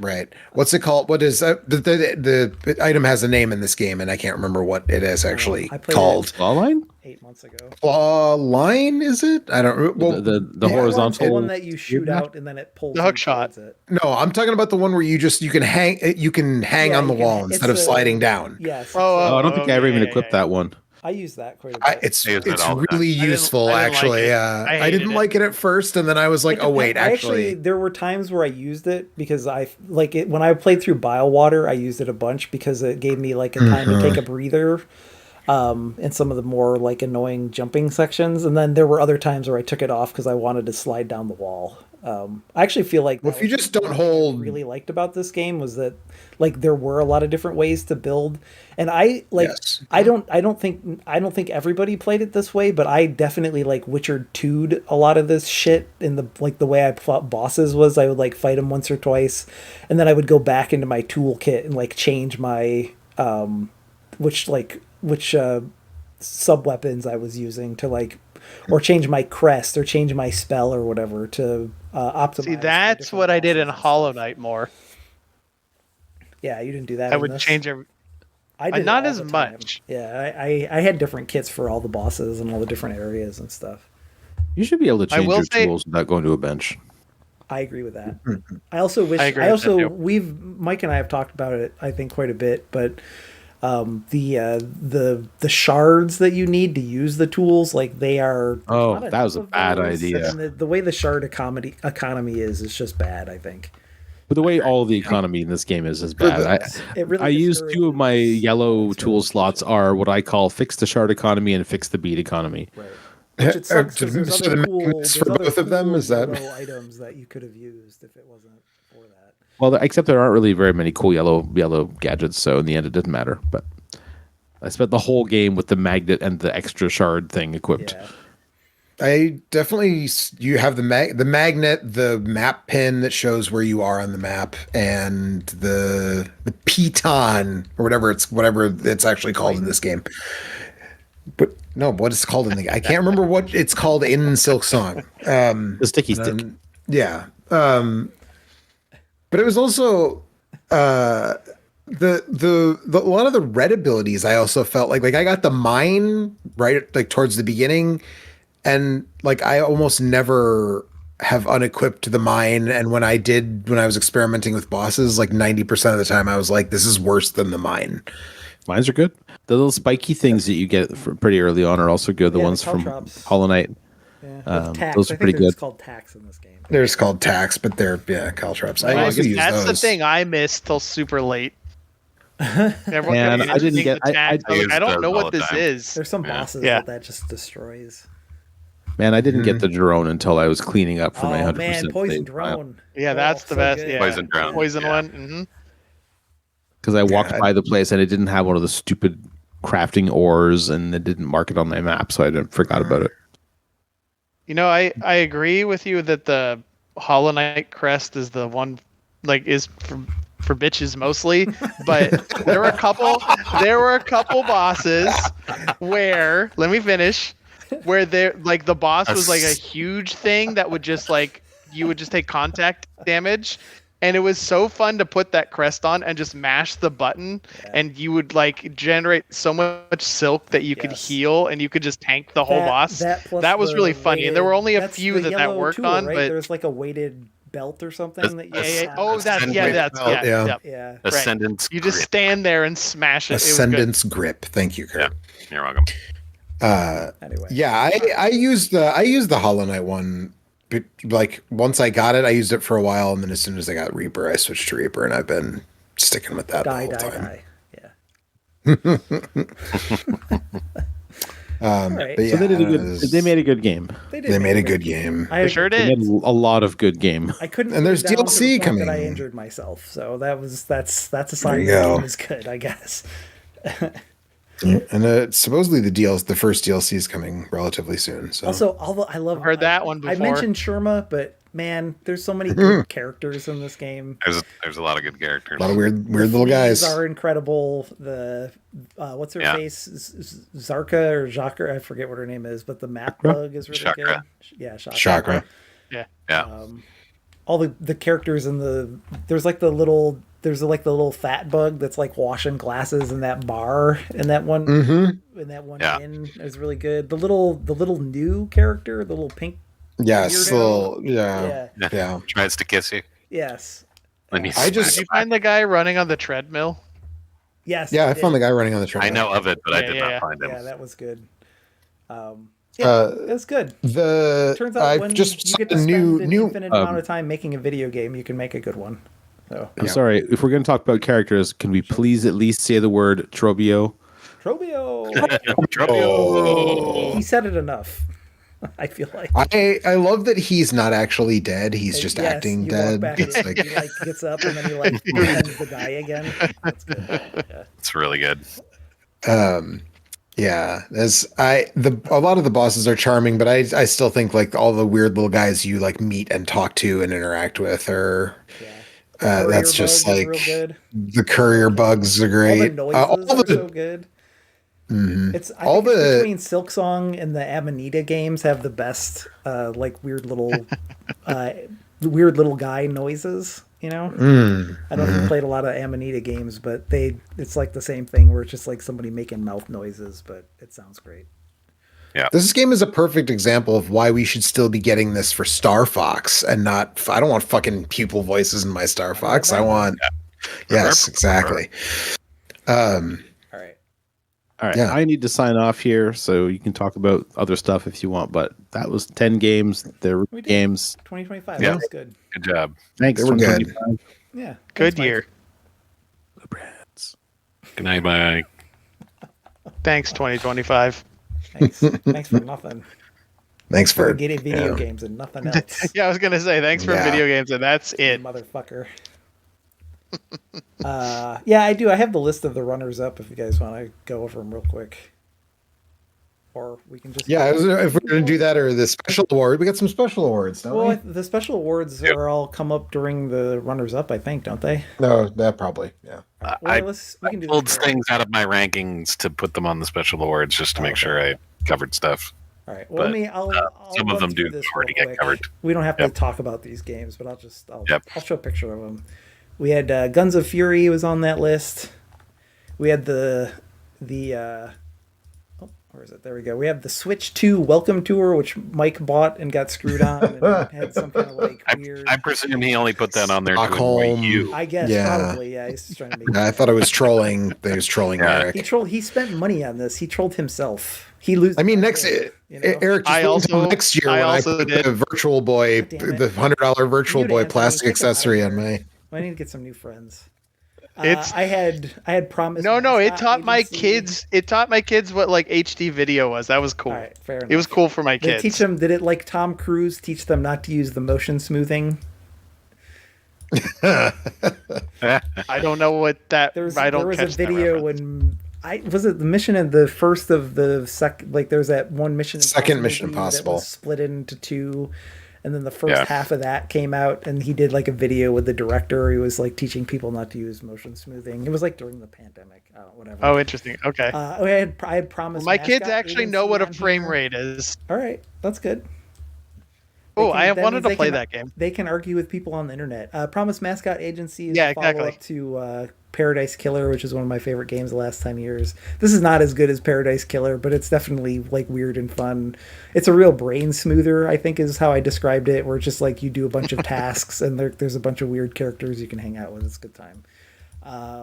Let's see. I also had 100 Line Last Defense Academy, which is it is the full combined powers of the Danganronpa people and the 999 VLR, Virtue's Last Reload, like those two people.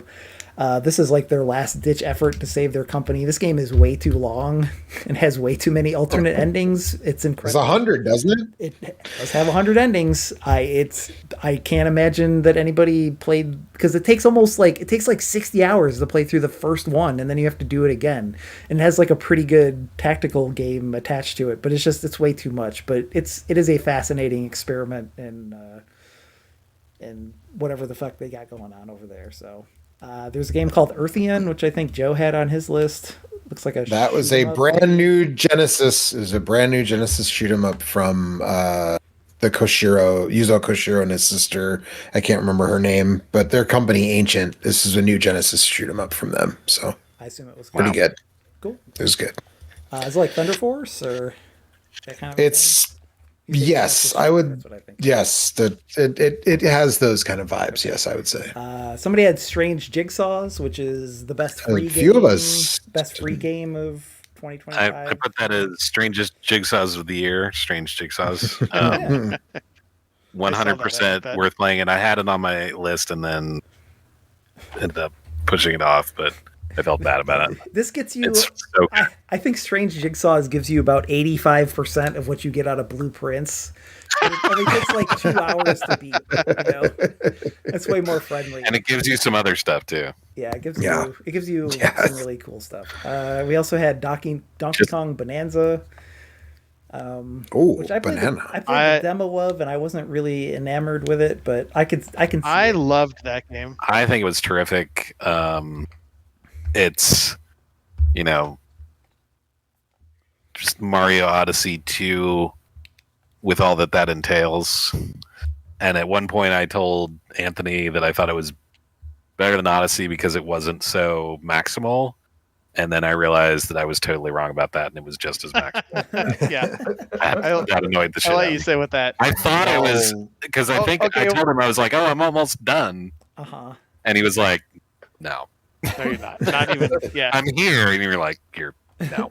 You've got so have much. so more. much But, left. all right, if we're handing out awards, I think Donkey Kong Bonanza gets the zebra song in that game is the best song released in a video game in 2025. Better than the Skilla Hades 2 song. Yes. That is a runner-up though. That's you're right. That's you. that zebra better song. Than the once you hit marvelous the Sunday chorus, disco song from Umamusume. Get the fuck out of here, buddy. I don't know if I would put it over the Skilla song, but it is a very strong song.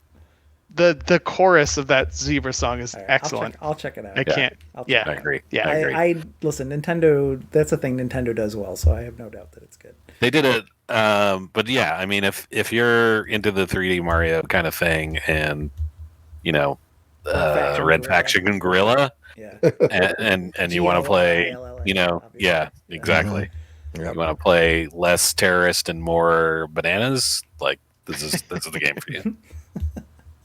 It felt really like good. an actual new idea and evolution to like a 3D platform. Yeah. It was very yeah.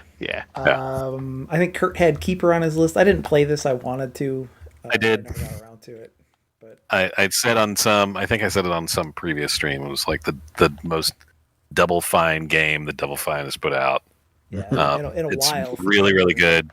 It was like the good old days of them putting out 3 or 4 Xbox Live Arcade games a year. Yep. Yeah. Pretty much anything that Lee Petty, their art director, leads. Yeah. I'm totally into. He did. There's one that he did that I'm not as into, but everything else he did the stacking, and he did Headlander, and then he did this. He's got a great, art style.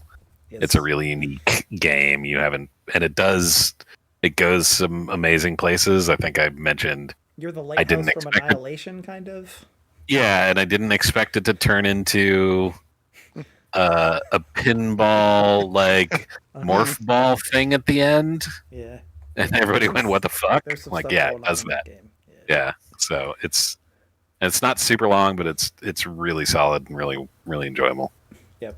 We have if I could wait, can I? Oh. Yeah, go ahead. That's actually perfect. I was gonna say if I could back it up for a second. Sure. On the Steam page for Strange Jigsaws. Yeah. It's similar to games you've played, Dave the Diver and the Roottrees are dead. Okay. And I'm like, that's a weird combo, but all right. Maybe Roottrees, maybe. Like, Roottrees, maybe. I don't know Squint about at it Dave a the little bit? Diver. Yeah. Not sure about the David Diver part. Roottrees are dead. It's good. It's all Pretty right. good. I think it is well constructed, but I Yep. wanted to like this game, but I was like, I don't give a shit about these characters. Like, fuck off with these rich girls. Like, this is like I just played. It's like I'm waiting for Silksong. Like, I need my anti-capitalist. I need my anti-capitalist bug game. When the wanna hear people about that made rich this girls. update, because originally this was a freebie thing, an and then itch.io game with like, and then they generated changed, art and then they stuff, yeah. updated it and did this and expanded it. The same people that did that are doing a version of this game called Type This. That's a free, like, web interactive thing that you can play that is very good. But I suspect that version, when that comes out, will be worth playing. So we'll see. We'll see how it goes. Yeah, I'm holding off on that Roottrees because you told it's me. like an to do. Oberdin style game, but Yep. it's my least favorite. I think of that style of game that I've played so far. But it's still I would it's agree still with pretty Good, I think. It's I would it's agree good. with that too. It's good for that kind of thing. Yeah. I don't Yeah, if you care want about that. those people, Yeah, but I don't have to because I'm just like puzzling. Puzzle sicko. out. it's a good like it's like all of those games. It's like good to sit down for an hour with a cup of tea and just kind of like pick at it a little bit. But this, Yep. I don't know. It's just it was mostly the theming around it that I didn't enjoy that much. But So Eric, I will say minor spoilers. uh-huh. Eventually, that game goes to places Yeah, where I you're know. learning how big of a Listen, piece of I've- shit most of I've- that family is. I've spoiled myself. I know, but it's just like Yeah, like yeah. where Silksong is very But I agree subtle with you. about it. Like this game is like see these rich people, No, yeah, they suck. yeah. I was like, yeah, I Right. know. It's I already knew that. yeah. Yeah. All right. But all right, let's see. I had Silent Hilf. That's known colloquially. I struggled to pronounce that word. Silent Hill Forte. Silent Hill's back, baby. You want your fucking listen, we've got Resident Evil has been back for a while. We get the fun romp through the horror theme park in Resident Evil, and that's great. But if you want to feel like fucking garbage, you want to feel like shit, you want to get down in it with a bunch of suicidal, depressed weirdos that only you can relate to, then you should play Silent Hill Forte, because the Silent Hill is back, baby. We did it. We finally got the sequel to Silent Hill 2 that I always wanted, and it's about kids in a small town in Japan in the 1960s, I think. And they try to do the thing where they like a lot of visual novels where you have to play through it multiple times and you get like different perspectives each time. And I think the game kind of falls apart at that point because too much of it is the same. And like in a visual novel, you can push a button, it'll skip through all the text that you've seen before. And this game doesn't really have a fast forward feature like that. And so my first playthrough, I was kind of frustrated with the combat. And my second playthrough, I just didn't want to deal with the combat at all and wish I could have just turned it off.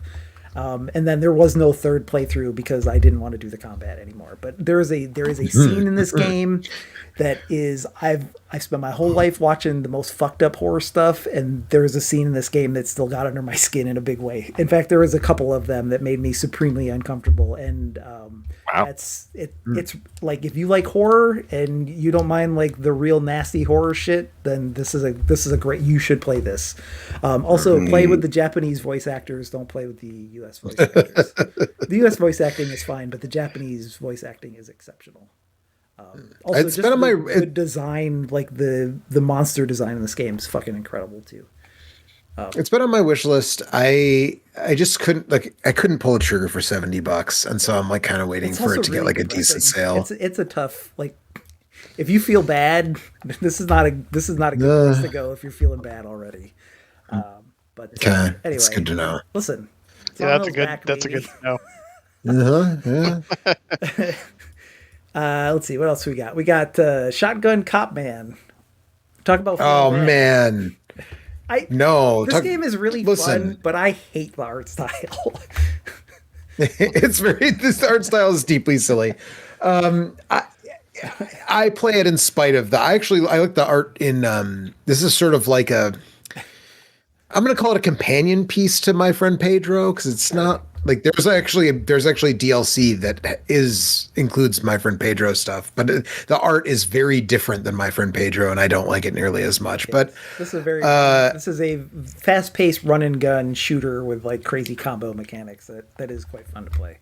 yes, this is actually in a way similar to Ooh in that you don't have a dedicated jump button. You shoot to jump. Like you're like in Ooh it's bombing and this it's shooting, but you're attacking basically is your mobility. And I think that's a lot of fun. And it's very rapid. Yeah. Yes, it's a very rapid pace, quick levels, short levels, like it's easy to sit down and play through a whole like world. There's like 10 stages per world or whatever, like, and just breeze through it pretty quick and then put it down for a little while. It's a little bit like Hotline Miami in that like super adrenaline rush, but it just, to me, it didn't have the aesthetics to really hook me in the way that some of the other ones did. But no, that's fair. It's very well that's made. fair.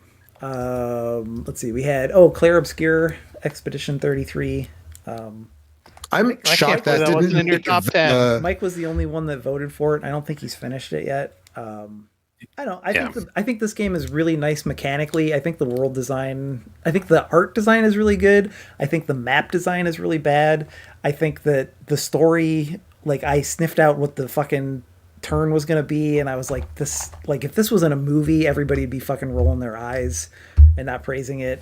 And I don't know. I think that there's a lot to recommend this game. But like I like Mike and I were talking about it before, because he was surprised I didn't have it on my top 10, and I was like, this is like for me, there's the two games that I love this year, which was Umamusume and Silksong, and then there's like a glob of games that I really liked, and this is in there someplace, but it just didn't quite make my top 10. Part of the reason is that it really doesn't need me to praise it, because like this game was explosively popular, and like this game actually, unlike Silksong, which had pretty good discourse for the most part, this game had a lot of disingenuous bad discourse around it, which also kind of turned me off. Which is a discourse. Which is a shame, because the mechanics in this game are really awesome. Like this has like some of the best character building in an RPG I've ever seen. I think it's really amazing the variety of things that you can do with the characters and the way you can build them and the way that they interlock, and obviously the dodge and counter mechanic is really great. It's a real, like, that's a true evolution of the stuff that we've been doing since Paper Mario came out since Mario RPG came out back in the mid 90s, and this is the first time I feel like I've played something that is truly turn-based but actually evolves that system in a meaningful way, and I think that it's doing a lot of really cool stuff. So you know about timed hits, Eric? I do. Okay, cool. Now I do. Cool. This game was third on my own list. Yeah, I loved this game. It's quite good. I thought everything you said, but like I haven't played a turn-based RPG in a long time. Yeah. I keep saying to people I ended up hating Final Fantasy X back when it came out, and this game like made me like, this is like the version of it that's good. You gotta play Final Fantasy X too, man. I know. This, like, the thing that actually kind of interests me about this game. 20 years. It probably doesn't hold on. Yeah, right. I mean, yeah, right. People were like, this game is pretty short for a JRPG, if I'm not mistaken, right? This is one of those Also games true. that if you mainline it is like 25 or 30 hours, and if you do everything, it's like 80 hours. So got it. Okay. Yeah. But it's I would say, Joe, you should check it out, because there are times like the dodge and the counter mechanic almost feel like you're playing like Punch Out or something. Like it's so okay. like there's so many different, like the enemies have like the way that their tells work and things for when you need to dodge or when you need to like it doesn't. It's not a true hybrid like action RPG in the way Final Fantasy VII Remake was, which I still think is like the highlight or the high point for that style of combat. It's still like true turn based, but it feels way more active than, like I said, even like the Paper Mario series or the Mario and Luigi series or whatever the other games that have done. Timed hits. Yep. They also do this great thing where if you can block or you can dodge, or no, excuse me, you Counter can or dodge or you dodge. can parry. Yeah. And if you parry, you'll do a strong counter attack, Yes. but you have to have perfect timing. And if you dodge, the window is a lot wider. But if it tells you you did it perfectly, that's the same timing as a parry. So as you go through areas, if you start getting better and better at the dodging, Right, then you you switch. start being braver to start doing the parrying, which can backfire on you. But it's like Yes.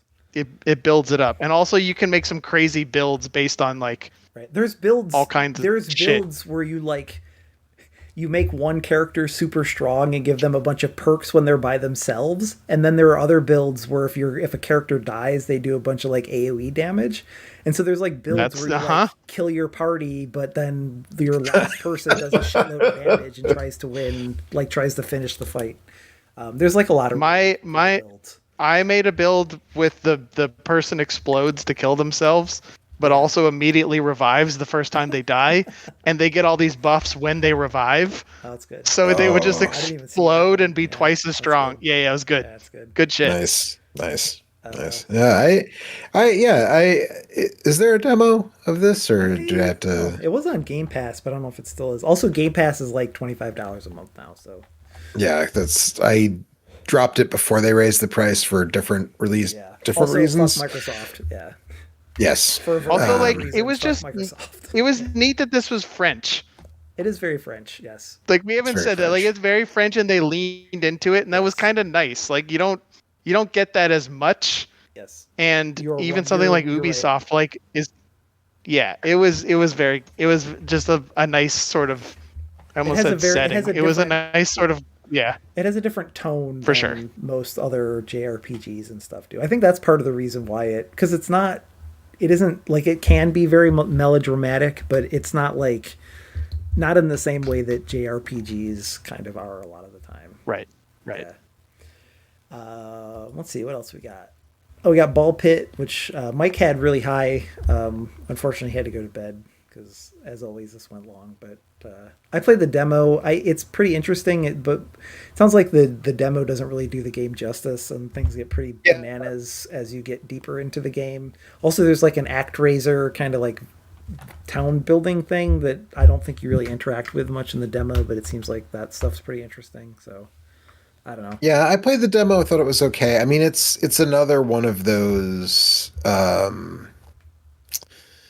like take an old game and like zhuzh it up, and so it's like roguelike breakout, Right. basically. And then it has the town builder stuff. I liked the demo. Okay, I never actually bought the game, but Mike's kind of like what you're saying. Mike Mike's has worn me down to the that. point where I feel like I should play it at some point. Yeah. He still Same. does cool stuff. And then finally, I had my third favorite game from last year was a game called Sektori, which I didn't play enough of it to rate it, but perfect it's video game. really fucking It's a good. perfect video game. Wow. It's like what if Geometry Wars had a roguelike, a very light roguelike layer to it. But it's just like there have been a lot of games that have tried very hard to emulate Geometry Wars, and most of them just aren't good enough. Like Yeah. they're not as good at being Geometry Wars as Geometry Wars was, and so you always end up feeling a little empty. But this game fucking gets it right. And also then it layers a bunch of other mechanics onto it, and like really bananas boss fights and great music, where great music is like the oomph, oomph, oomph, like dance music that you associate with the early 2000s. But I really think this game is like, it doesn't have a lot going on, which is why I didn't have it higher, but it's a fucking, like, in the way that Pac-Man CEDX is a perfect video game, I think this is a perfect video game. Yep. Legit. And I think that's it. I don't know if you guys have anything else that you want to talk about. I have to give out my annual I wish I liked this more award, which was Nights in Tight Spaces. Yeah. They just I was overloaded. gonna ask you about that. Yeah. They overloaded it, man. There's too much shit in it. Yeah. And I guess now at this point, fights in tight spaces is kind of like that, but the fact that fights in tight spaces added stuff as DLC like over a long time gave you a better opportunity to sort of acclimate to the different mechanics. And Knights in Tight Spaces was just like, here's a whole bunch of bullshit like right up front, and I was just like, I can't. I also just like the John Wick spy like theming more than like generic D&D fantasy realm setting. Also, Mike is gone, but shout out to Archipelago for continuing to be way rad. Mm-hmm. Yeah, If you're a game sicko and you want new ways to play old games, that thing is. But or new games. Sometimes there's ways like there are new games that get added to it. Yeah, but that's not how. I would not say that's a good way to play a new game for the first time. Oh no. Yeah. That's true. Mike and I have become complete Archipelago sickos, and we've drafted our old friend Andy into our bullshit. And yep.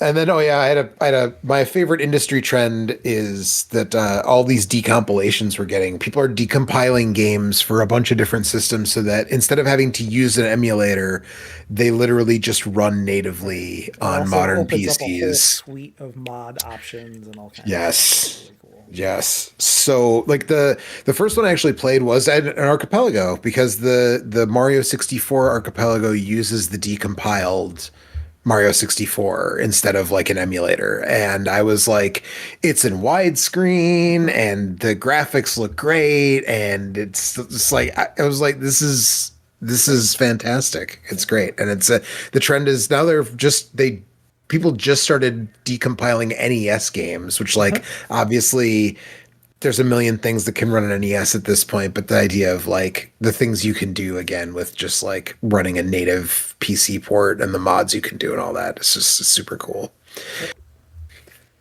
All right. Anything else? Kurt? Nah. Okay. I'm good. You had a couple other things. I had a couple of things. I guess since Anthony is here, I can shout out Skin Deep. I was wondering, weirdness. That I never played that, but I really weirdness and good cats. Yeah. Just had a whole vibe. It's from the guy that did. Fuck's the name of that game? I mean, I love Blendo games, and I love Blendo, and you love immersive sims. I love ImSims. So yeah, exactly. It's really weird and distinctive and very ImSimmy, and good. But I didn't play enough of it to feel comfortable rating it. I just got distracted by other stuff and never got back to it. But what I played of it, I thought was terrific. It's a ton of personality and vibe, and fun stuff to be had. Yep. I fell off it only because there was no there wasn't really much of a plot or something between stuff, so it sort of felt like a level pack kind of thing. This is a cool, interesting, immersive sim level with lots of funny stuff, and I really like the moment-to-moment stuff. But then, a week later, I was like, I kind of want to load something else up. I'm not feeling the pull to do another one. Right. Which is the only kind of downside. But yeah, and I think that's why I didn't get back to it. It's really good. I didn't feel a need to be like, well, what happens after that? Just sort of, play another level, which they were good. It was very enjoyable, but I was also like, okay, I got other stuff. Yeah. Also, I had fun with the demo, but I never played the full game. Yeah. I found the thing I played the most last year, and was Overwatch, the new Overwatch Stadium mode, which is like crazy souped up Overwatch where everybody gets a bunch of powers and you kind of level up your characters as you play. And I just wanted to highlight this play where this Reinhardt can fly and squishes the soldier against the wall, and the bridge, the Brigitte has a super long flail and she bops the Reinhardt off the map. He's flew back into our spawn. That is the best. I honestly think last year's Overwatch Stadium is maybe the best Overwatch has ever been. And it's still really good now, although Stadium has too many characters and too many like hard counters for stuff now that it's not as fun as it was when it first came out. But it was very magical for like the 6 or 7 months where I played a ton of it last year. It's great. It was an excellent way to revive a 10-year-old game. Nice. Which that game just turned 10 years old this like a couple of weeks ago. Oh my god. Jesus Christ. Yeah. Look at this fucking Reinhardt. It's so good. All right. That's it. That's 2025, man. We did it. We did it. Good night. Good night. Good night. We'll be back next week with Good some more night. dumb shit, probably. Almost certainly.